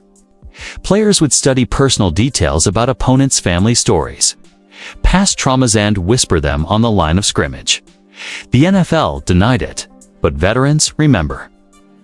In that moment, football wasn't about athleticism anymore. It was psychological warfare masquerading as sport. By the 1990s, the playbook had evolved into something more sinister. Teams began designing plays that looked like mistakes, only to weaponize that perception later. One coach described his favorite tactic as selling confusion. His team would deliberately line up wrong once or twice, baiting the defense into assuming incompetence. When the real play came, the defense hesitated, and the illusion shattered them. "We let them think we were stupid," he said years later. "That's how we made them slow." These tactics weren't technically illegal, but they reflected a shifting moral climate, one where psychological manipulation had become institutionalized. Deception wasn't just an option. It was an expectation. Coaches scouted not just for athleticism, but for mental vulnerability. Teams analyzed players' reactions to stress, to noise, to chaos. The playbook wasn't only about X's and O's anymore. It was about emotional profiling. In 2001, one AFC team reportedly used private consultants trained in behavioral psychology to study opposing quarterbacks. Their task: identify facial tics, posture shifts, or signs of stress that might reveal play changes. They weren't breaking into databases or stealing film. They were reading faces like intelligence agents. Didn't need to steal signals. One consultant said off-record, "We stole tells." And yet, as the psychological arms race intensified, the spirit of competition began to fade. Games that once felt pure began to feel orchestrated. Fans saw brilliance, but insiders saw calculation. Even within locker rooms, trust began to erode. Players questioned whether coaches' motivations were tactical or manipulative. Some began feeling like pawns in a larger game of psychological domination. The emotional toll was real athletes trained to perform under pressure, now performed under suspicion. The Super Bowl itself became a test of deception layered upon deception. Halftime adjustments weren't just tactical, they were psychological resets. Coaches used speeches as emotional traps, deliberately misrepresenting strategies to provoke certain responses. The art of leadership was merging with the art of illusion. When Vince Lombardi said, "Winning isn't everything," few realized how deeply that creed would evolve into mental warfare. In modern football, the psychological war reached a kind of quiet perfection. With digital analytics and high-speed cameras dissecting every motion, the next frontier was no longer physical or technological, it was emotional. Teams hired sports psychologists not just to strengthen minds, but to weaponize them. Emotional intelligence became a scouting metric. Who could remain calm when provoked? Who broke after 3 false blitzes? Who blinked when they shouldn't? In the eyes of strategists, the brain had become the final frontier of control. This evolution was not lost on the players. Many began to express unease in interviews, acknowledging how psychological manipulation now felt like invisible pressure. "It's not the hits that get you," one veteran said. "It's when you start doubting what you see." The field once felt like a place of clarity where instincts ruled. Now it was a place of fog, of feints within feints. The human mind had become both weapon and victim. And for the audience, the deception was invisible but powerful. Every fake audible, every false motion thrilled them, but few realized that these small illusions were part of a larger philosophy that blurred ethics entirely. The very essence of the sport, truth and competition, had been rewritten as a game of deceit. The league tried to balance this duality. Rules were clarified, penalties expanded, but nothing could stop human nature. As long as victory held meaning, deception would remain its silent partner. The psychological war wasn't waged by villains, it was waged by everyone. It was built into the DNA of competition itself. And that truth is what makes this chapter of the NFL Darkside so unsettling. It forces us to confront the reality that intelligence, creativity, and manipulation often share the same face.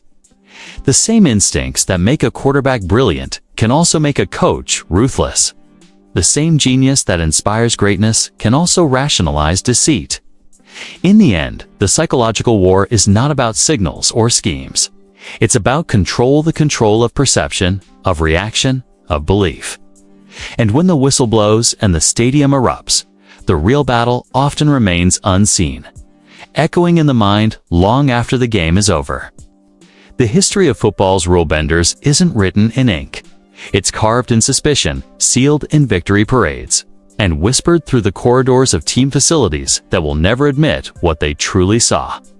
For every great tactician who elevated the game, there's another who bent it, who saw not a sport, but a system to be exploited.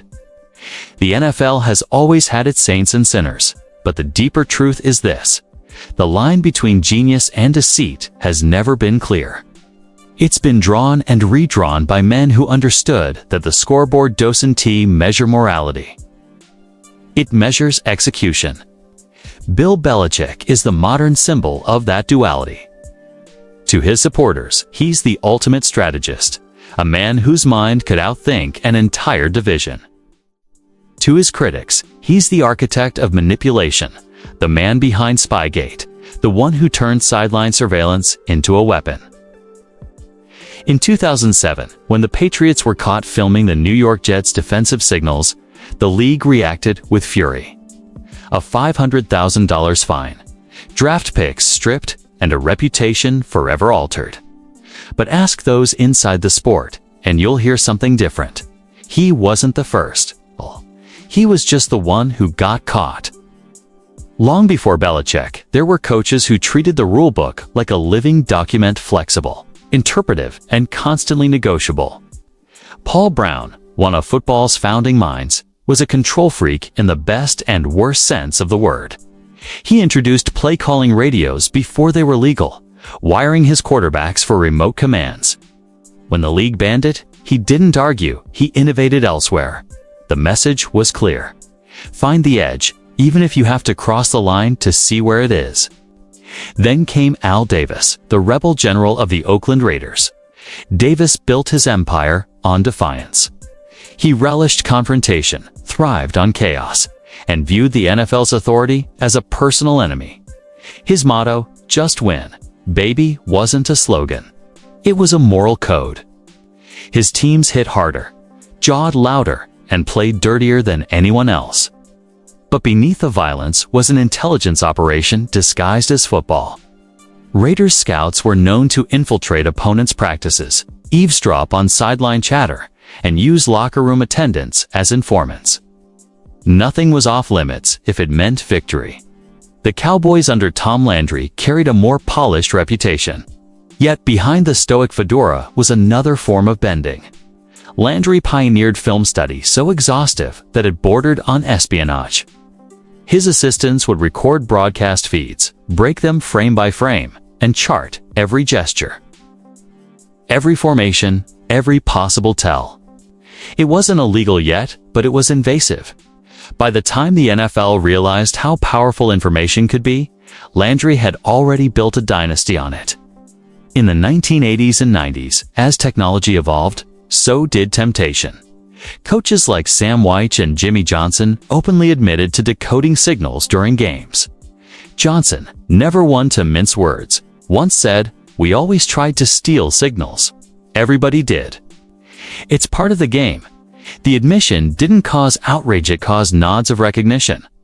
Cheating wasn't an aberration, it was an accepted ecosystem. A Cold War fought in playbooks and press boxes. Belichick, for all his infamy, was simply the heir to that tradition. His genius lay in merging old-school surveillance with new-age analytics. Cameras replaced scouts, algorithms replaced intuition. The Patriots' success wasn't built solely on deception, but deception was part of their vocabulary. When they were accused again in 2015 during Deflategate, it wasn't just about air pressure, it was about trust. Once the veil of integrity is pierced, every success looks suspect. And yet, Belichick isn't alone in this shadow network.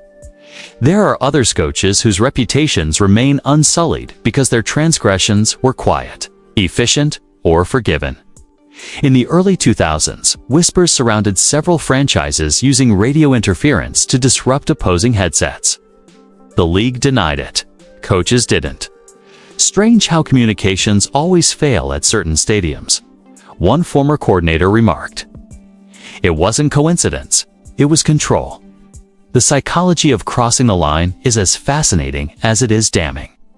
Most of these men don't see themselves as cheaters. They see themselves as competitors, operating within an unspoken reality. To them, the game doesn't reward fairness, it rewards results. A coach who loses with integrity is unemployed by Monday. A coach who wins, no matter how, becomes legend. The incentives have always been warped, and the system encourages it. This isn't to romanticize their tactics. It's to recognize the environment that bred them. Every great innovation in football no-huddle offenses, pre-snap motion, disguised coverages was at one point seen as deceptive.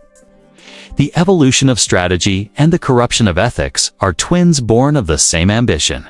One seeks mastery, the other, dominance. The difference is often invisible in real time. Belichick, Davis, Landry, Johnson Age represents a chapter in the same story. Men obsessed with control, mastery, and legacy. Men who looked at the boundaries of the sport not as moral guardrails, but as temporary inconveniences. The NFL has punished them when the evidence was undeniable, but it's also celebrated them when the wins piled up. That contradiction is the league's greatest hypocrisy. It condemns rule-breaking publicly while privately profiting from the myth of the evil genius. What these coaches left behind is a generation of imitators' disciples who study not just their playbooks, but their mindset. To win, one must see what others miss. To dominate, one must know what others think. It's a dangerous philosophy, one that transforms competition into surveillance and sportsmanship into strategy. The line hasn't disappeared. It's simply moved redefined by every man bold enough to step on it and every victory big enough to justify the crossing. There's a saying inside the NFL, the first to talk loses. It's not written in any playbook, but it governs locker rooms, coaching staffs, and front offices with more power than any rule. Loyalty isn't just expected, demanded, enforced through contracts, peer pressure, and the quiet fear of exile. In a world where careers can vanish after one bad season, the price of telling the truth has always been higher than the price of silence. Yet, every era of football has produced a few who dared to speak, who cracked the code of omerta that holds the league together. They are the game's forgotten voices, the whistleblowers. When most people think of whistleblowers, they imagine a moral crusader armed with evidence and outrage. But in the NFL, the truth-tellers rarely come wrapped in righteousness. They come as men cornered, ostracized, or broken, those who've already lost too much to care about what comes next. Some were players who saw the underbelly of the sport and couldn't unsee it. Others were assistants or staffers who realized their integrity had become collateral damage in a billion-dollar machine. One of the earliest and most haunting examples came from the 1980s.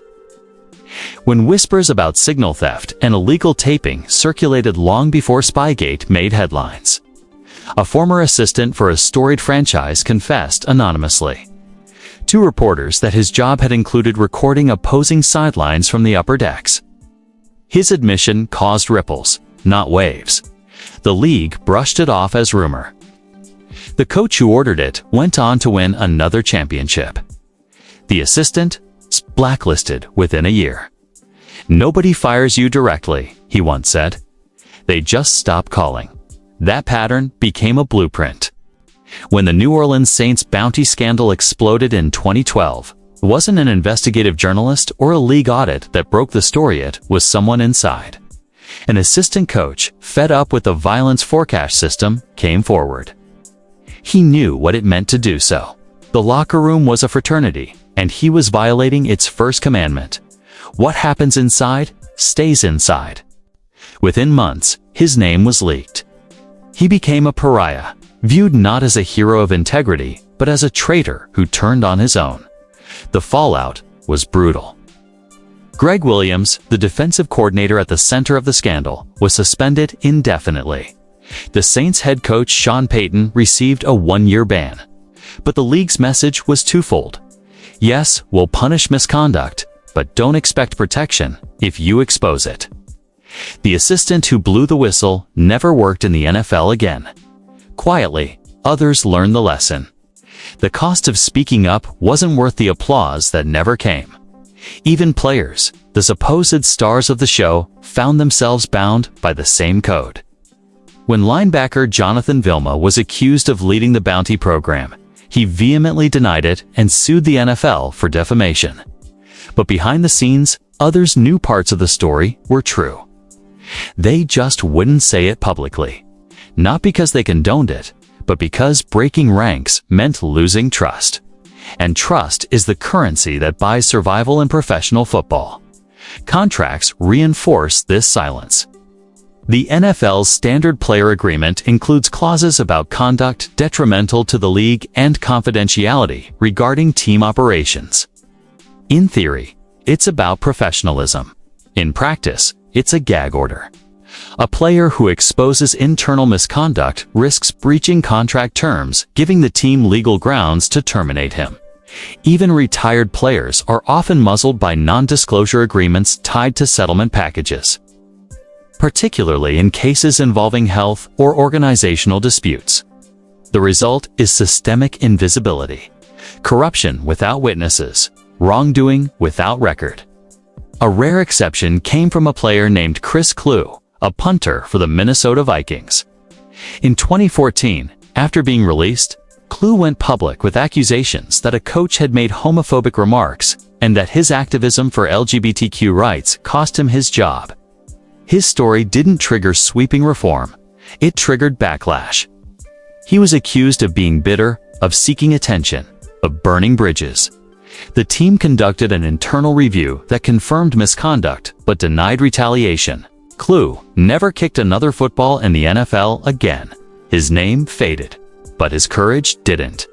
He had spoken a truth that made the league uncomfortable and the league punished him for it.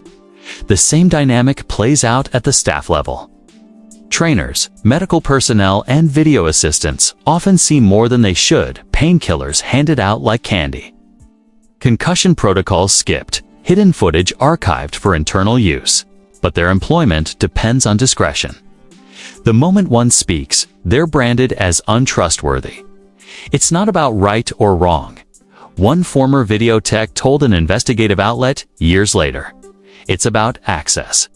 If you're not trusted, you don't exist. This culture of fear doesn't end with employment, it extends into legacy. Whistleblowers are written out of the league's mythology. Their names disappear from team histories, their contributions scrubbed, their stories dismissed as disgruntled noise. The NFL's control over narrative is absolute. It can turn heroes into villains and silence into professionalism. For a multi-billion-dollar industry built on image, maintaining that illusion is worth any human cost. But behind every silenced voice is a question that never fades. What if they were right?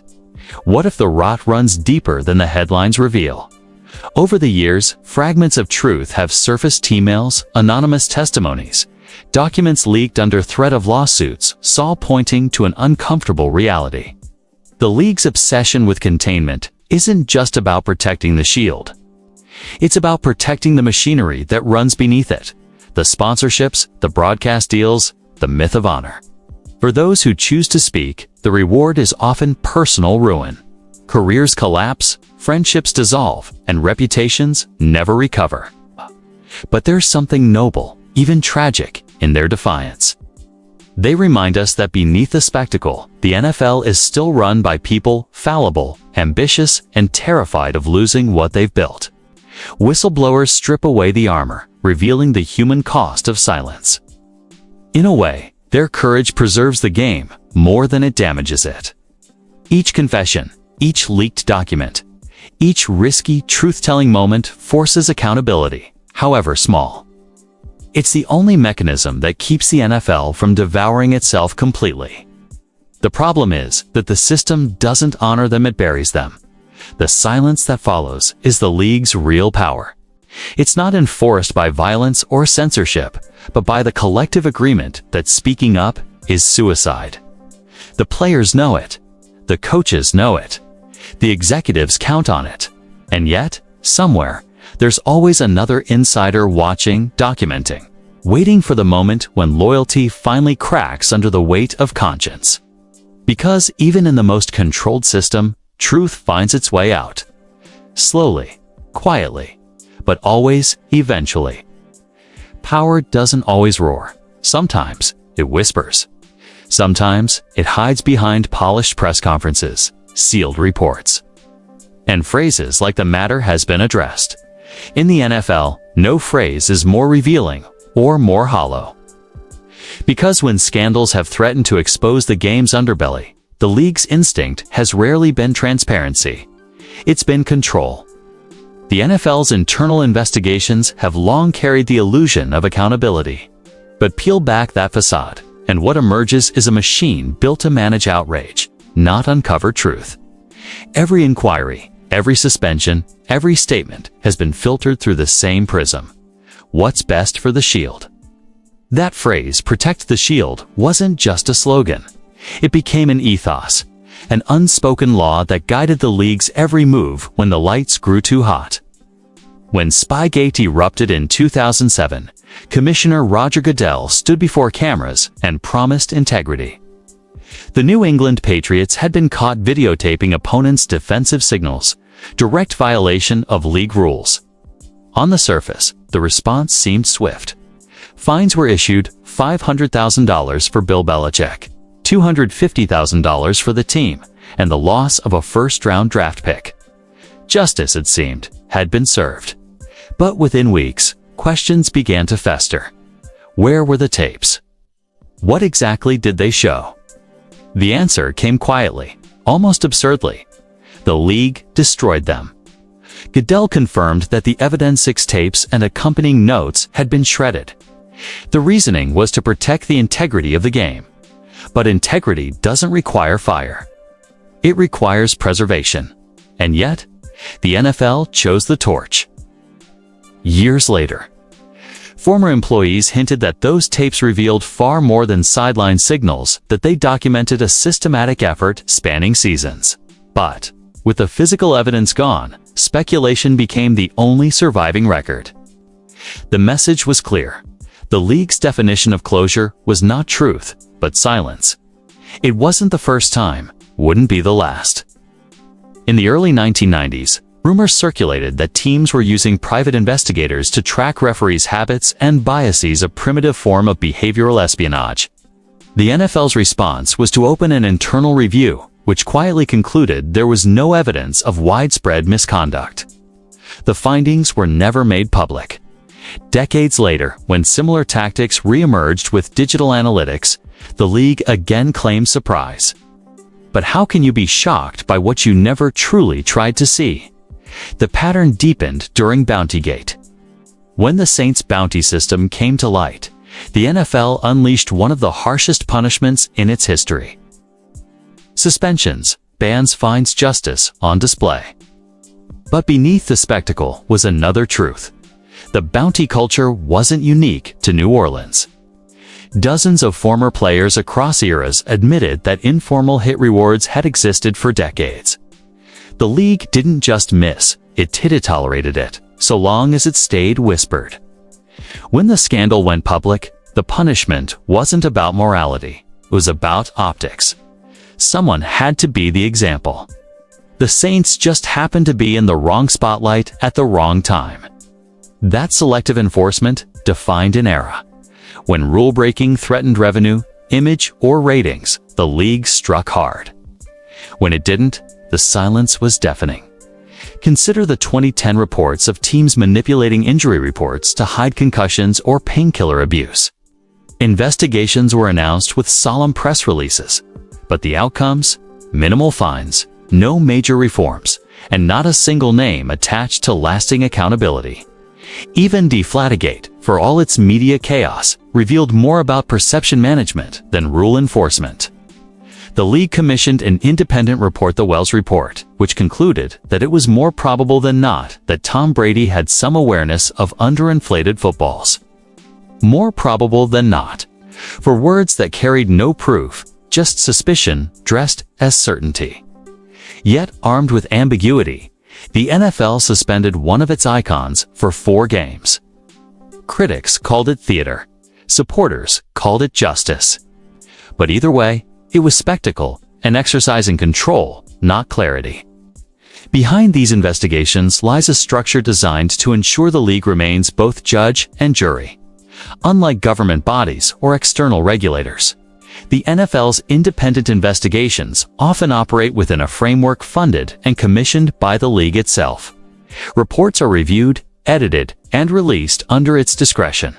Findings can be sealed, redacted, or delayed until public outrage fades. The result is a carefully curated truth, engineered for minimal damage. When the Washington Commanders, formerly Redskins, faced allegations of workplace harassment and systemic abuse, the league again stepped in with a private investigation led by attorney Beth Wilkinson. Months later, the findings were delivered not as a public report, but as an oral summary. There was no written record for journalists to examine, no paper trail for historians to study. The reason? The league claimed it was protecting the privacy of victims, but the victims themselves demanded transparency. The league refused.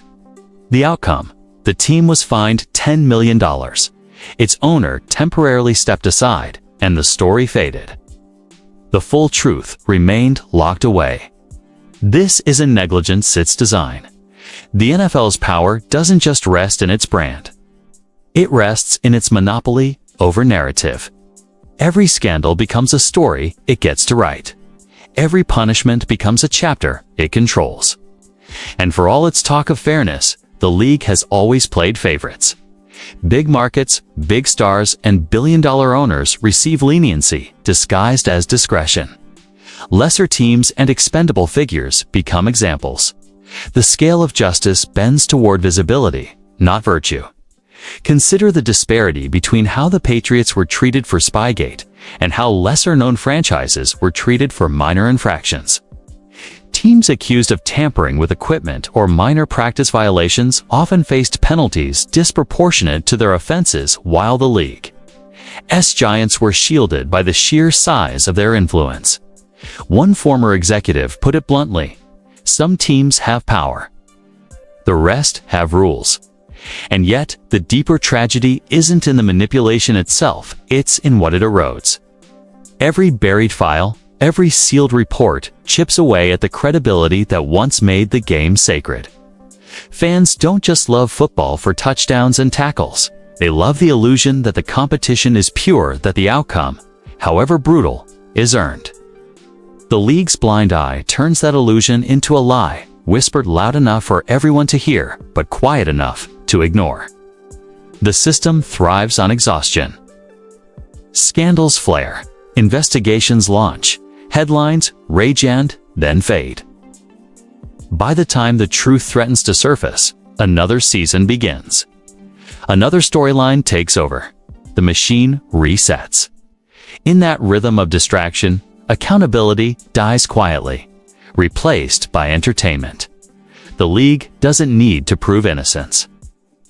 It just needs to keep the audience watching. But history has a long memory. What the NFL buried in archives and erased from press releases still lingers in the consciousness of players, coaches, and fans who know the truth. Integrity can't be rebuilt through statements or donations. It requires light. The league has spent decades perfecting darkness. The question that remains is not whether the NFL has looked the other way. It's whether it ever truly wanted to see.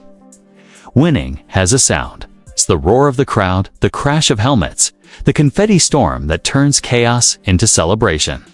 But when the noise fades and the stadium empties, there's another sound, the quiet reckoning that comes for those who crossed lines to earn that glory. For all the highlight reels and trophies, the true cost of winning in the NFL's hidden war isn't measured in points or rings. It's measured in conscience. For the men who built their legacies on secrets and stolen edges, sleep doesn't come easy. Behind the smiles at press conferences, there's a private guilt, one that lingers like a bruise that never fades. Some call it strategy, some call it survival. But deep down, every man who's ever cheated the game knows that he's stolen a piece of its soul and, in doing so, lost part of his own. I once spoke to a retired assistant coach who worked under one of the most scrutinized franchises in NFL history. He didn't name names, and he didn't need to. His voice trembled when he said, "We were addicted to control. The game wasn't enough. We needed to know everything before it happened." He paused, staring into nothing. You win like that long enough, you forget what honesty even feels like. That's the unspoken truth beneath every scandal, the human weight of deception. Cheating doesn't end with the whistle. It echoes through locker rooms, marriages, friendships, and memories. Coaches live in paranoia, fearing exposure more than defeat. Players question whether the trust they place in teammates or leadership was ever real. And when the truth eventually surfaces, the stain is permanent. The world forgets the context, the competition, the brilliance. It remembers the betrayal. The New Orleans Saints Bountygate players will forever carry that label. Some still defend their innocence, others admit to blurred lines. Yet none of them can escape the shadow of that word bounty. In their eyes, they were following orders, living within a culture that rewarded aggression. But when the league came down, loyalty fractured. Coaches denied, players deflected, and brothers turned silent. Years later, many of them still struggle with bitterness. "They built the system," one former linebacker said, "and when it collapsed, they blamed us for standing inside it." That is the paradox of the cost. Those who create the environment of deception often survive it, while those who serve within it bear the scars. The head coaches still have their jobs. The front offices still collect their profits. But for the assistants, the whistleblowers, and the role players, the fallout lasts a lifetime. They carry both guilt and exile, haunted by what they did, and punished for being honest about it. The NFL's obsession with victory turned morality into currency. The closer you got to the top, the easier it became to trade ethics for advantage. And the system rewarded that trade. For a league worth billions, a little deception was just another cost of doing business. But for the people inside, it's the ones who knew the difference between bending and breaking the price was far steeper. There's an unspoken paranoia that infects those who cheat. The knowledge that if you can deceive others, you can also be deceived. Locker rooms become minefields of mistrust. Coaches double-check assistants. Quarterbacks question whether signals are safe. Paranoia seeps into preparation, and even success feels suspect. When everything is built on secrets, even winning stops feeling real. After Spygate, several former Patriots players admitted they no longer trusted what they saw on film. Every success came with an asterisk. You start wondering if the game was ever fair. One said anonymously, "If you're part of the machine, you start asking if you won or if someone just played God." That doubt corrodes the belief that effort alone can change outcomes. Once that belief dies, the sport becomes performance, not competition. The cost isn't only psychological, it's spiritual. Football, at its core, was always about honor within violence, a strange brotherhood that made pain meaningful because it was shared honestly. But deception poisons that bond. Players who discover their teams cheated don't just feel betrayed by management. They feel betrayed by the sport itself. They lose faith in the code that made the brutality bearable. Consider the ripple effect.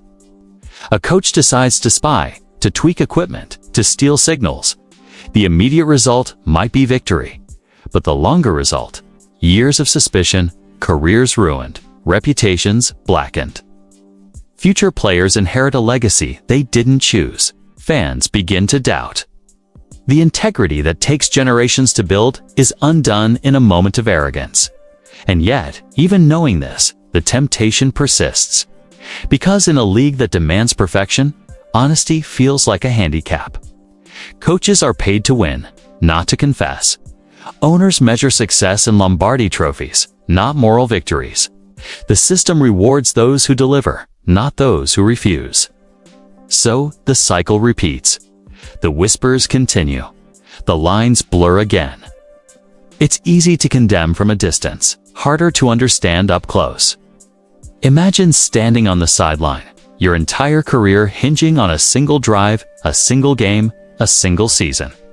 Millions watch, billions of dollars move, and you know that the smallest edge could change everything. The moral compass begins to spin. Is it cheating or is it just survival?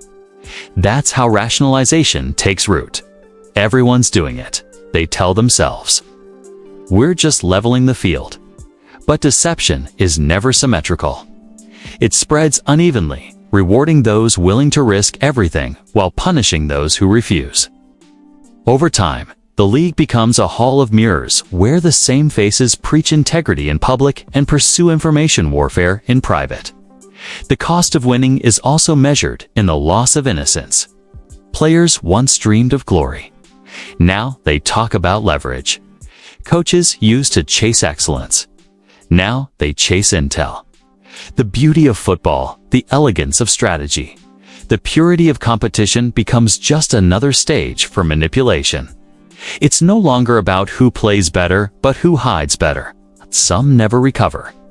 Assistant coaches blacklisted after scandals, whistleblowers quietly removed from future opportunities, and players unable to shake suspicion. The league moves on without them, but they're trapped in a moment history refuses to forget. They sit in quiet bars years later, watching the game they once loved, knowing that they were part of something brilliant and broken. One former video assistant involved in Spygate once said, "It wasn't just the tapes. It was the lies we told ourselves. We thought we were smarter than everyone. Turns out, we were just afraid of losing." That sentence carries the weight of an entire era. Fear drives deception more than greed ever did. The fear of failure, irrelevance, and imperfection. The true cost of winning is living with the knowledge that you might not have deserved it. The trophies still shine, the records still stand, but deep down, the men behind them know that history has a way of stripping away illusions. What remains isn't the scoreboard. It's the truth you can't erase.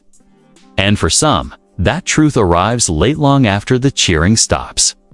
In retirement, with time to think and nothing left to hide, many admit what they wouldn't dare before, that the lines they crossed weren't worth the weight they carry.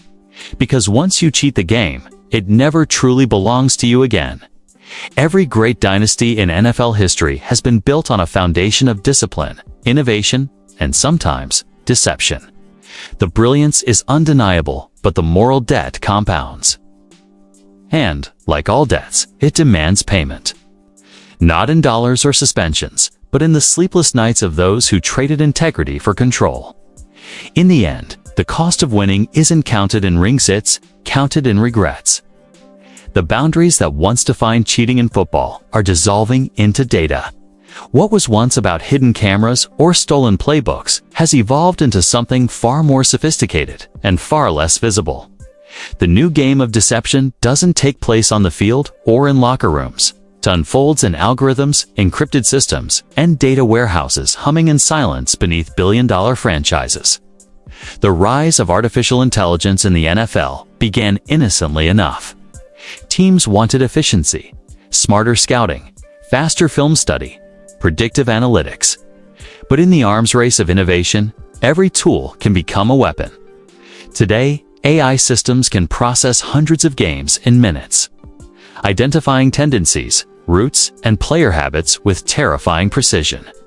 When that data is stolen, corrupted, or manipulated, it no longer feels like competition. It feels like espionage. Imagine a world where a rival team hacks into another SAI model, not to steal film, but to subtly adjust its recommendations, making small but costly errors appear natural. A false flag in a sea of statistics. It's no longer about seeing a coach's signal.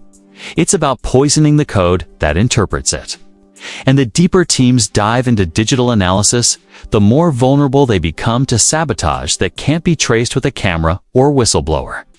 Biometric tracking, too, has blurred the moral lines. Wearable sensors now measure everything: heart rate, muscle strain, sleep cycles, hydration, reaction time. In theory, it's meant to keep players healthy. In practice, it's a goldmine of exploitable data. Coaches and executives know who's running on empty before kickoff, who's masking pain, who's near breaking point. In the wrong hands, that data becomes psychological ammunition or leverage in contract negotiations. There have already been quiet reports, whispers in training facilities and locker rooms, of biometric leaks being used against players. A team discovers a star receiver's chronic back issue through leaked medical telemetry. A rival learns a quarterback's fatigue patterns before a divisional playoff. These aren't theoretical possibilities anymore. They read the dark undercurrents of a league that measures everything but rarely questions how that information can be weaponized. The same tools designed to protect players are also building invisible profiles on them. Machine learning models predict longevity, project decline, and assess mental resilience based on cognitive testing and digital interactions. To the public, it's analytics. Two players, It's surveillance disguised as science. In an era where every heartbeat and breath can be tracked, the concept of fair competition becomes increasingly abstract. And just as AI systems analyze players, they also analyze referees. Teams now deploy software to track officials' tendencies, which crews call holding more often, which lean toward home field advantage, which are statistically less likely to flag defensive pass interference late in the game. It's not illegal, but it's not exactly in the spirit of sport either. When you reduce human judgment to a pattern exploitable by code, you're no longer playing football, you're gaming the psychology of those enforcing it. The next frontier might go even deeper into what some quietly call biometric manipulation. It's the dream and nightmare of performance engineering.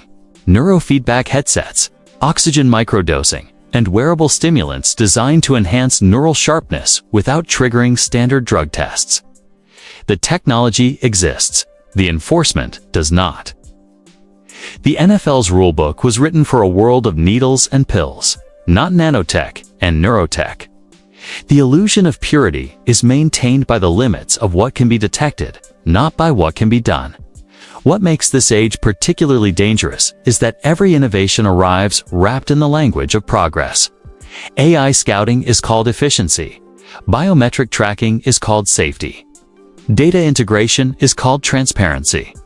But each one carries a shadow, a potential for abuse that grows as fast as a league's profits. And as teams chase microscopic advantages in a sport decided by inches, the line between preparation and manipulation becomes impossible to see until it's already crossed. In the old days, the NFL could investigate a scandal by confiscating tapes or interviewing witnesses. But what do you seize in a data breach? What do you prove when evidence lives in encrypted models, cloud servers, or code trained to hide its tracks? The digital age has created a form of cheating that's self-erasing, invisible, deniable, and nearly impossible to prosecute. The greatest scandals of tomorrow may never have a smoking gun. They'll exist as statistical anomalies and whispered suspicions buried beneath petabytes of performance data. Meanwhile, the players, the human core of the sport, risk becoming the least powerful entities in the machine. Every step they take, every strain of muscle, every biomarker is logged and monetized. Some players have already begun pushing back, refusing certain sensors during practice, or demanding clauses that limit data sharing. But as long as victory is a product, the data that drives it will always be fair game. The system rewards whoever sees more, knows more, predicts more, no matter how that knowledge was obtained.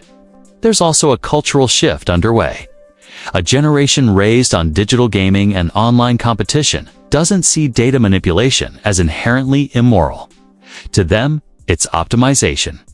If a coach uses AI to outguess an opponent's play call, that's not cheating, it's smart preparation. But when every edge is algorithmic, when every strategy depends on machine interpretation, the sport risks losing what made it human in the first place. The sweat, the instinct, the unpredictable chaos replaced by probabilities and predictive models. Perhaps the most haunting irony is that this future was born from the same impulse that fueled every scandal before it: the refusal to lose. From Spygate to Deflategate, from hidden cameras to hidden code, the heart of it remains the same. Football is a mirror of ambition, and ambition, when unrestrained, consumes ethics first. The tools have changed, the psychology hasn't. The new face of illegality doesn't wear a hoodie on the sideline or carry a video camera in the stands. It wears a server rack, an encrypted login, and a justification about staying competitive. It hides behind performance dashboards and wellness programs. And perhaps the greatest deception of all is that it looks like progress. Because the future of cheating won't come with scandals or headlines. It will come with silence. The quiet acceptance that the game has changed forever, and no one even noticed when it happened.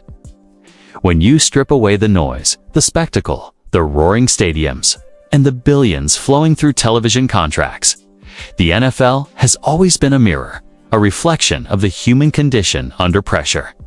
It shows us what people do when the stakes are highest, when glory is within reach, but fleeting. And when the difference between immortality and obscurity can hinge on a single inch. Football, in its purest form, was supposed to be a contest of skill and spirit. But what we've seen decade after decade is that it's also a study of ambition, and how that ambition bends everything around it. We like to believe sports are insulated from the moral compromises that define politics or business. We tell ourselves that the gridiron is sacred ground, that the rules are fair, and that those who win deserve to. But the truth has always been more complicated. The NFL is not separate from human nature.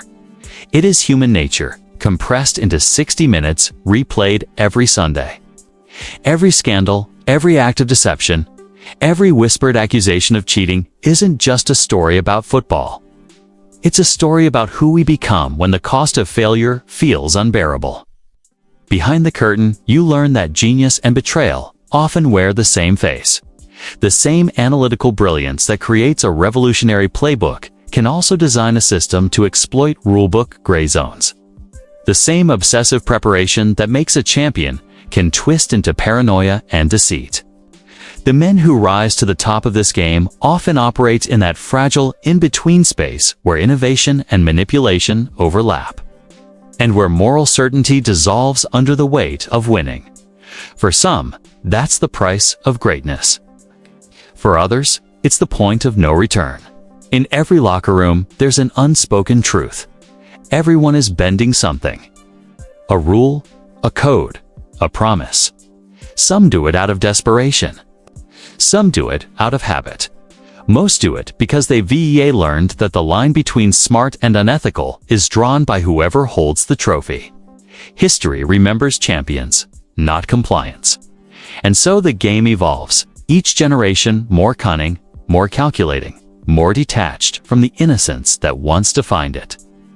When you've seen enough seasons pass, you begin to understand that the NFL's greatest conflicts were never between teams, but within them, between conscience and ambition, between integrity and survival. Coaches who justify deception as strategy. Players who sacrifice bodies for contracts that barely outlast their youth. Owners who market morality while negotiating behind closed doors to suppress the very scandals that define their league. In the end, football doesn't corrupt men, it simply reveals them. We've watched it happen again and again, in the laughter of victory and the silence of investigation rooms.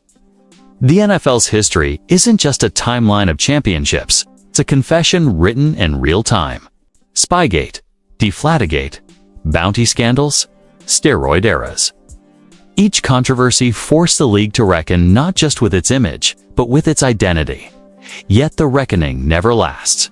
The stadium lights turn back on, the fans return, and the machine keeps moving forward, powered by memory and denial in equal measure. And that, as the paradox, the same passion that fuels our admiration for the sport also fuels its darkness. The players chase perfection because we demand it. The coaches blur ethical lines because we celebrate those who do whatever it takes. The league tolerates deception because our appetite for winning is endless. The corruption in the NFL isn't a virus, it's an ecosystem. Everyone feeds it, from the billionaire owners to the fans screaming in the cheap seats. Maybe that's why football endures. Because it captures the contradiction that defines us all. We crave purity, but reward performance. We admire honesty, but idolize those who outsmart the system. We preach fairness, yet we're captivated by dominance. When I think about the men who've played and coached in this league, I think about how many carry invisible scars, not just from hits and surgeries, but from choices, the guilt of cutting corners, the fear of being caught, the quiet disillusionment of realizing that winning didn't fix what was broken inside. For every ring and record, there's a story buried beneath it of loyalty betrayed, of trust lost, of dreams compromised for one more shot at immortality. Some will say that's just the cost of competition. That greatness has always demanded moral sacrifice. But what if the cost is too high? What if the very pursuit of victory has stripped the game of the soul that made it matter in the first place? When you've stood on the sidelines long enough, you begin to notice that the difference between glory and guilt is often measured in silence. The players who know too much stop talking. The coaches who went too far retire early. The executives who covered too many scandals learn to smile through interviews and let the past dissolve into public amnesia.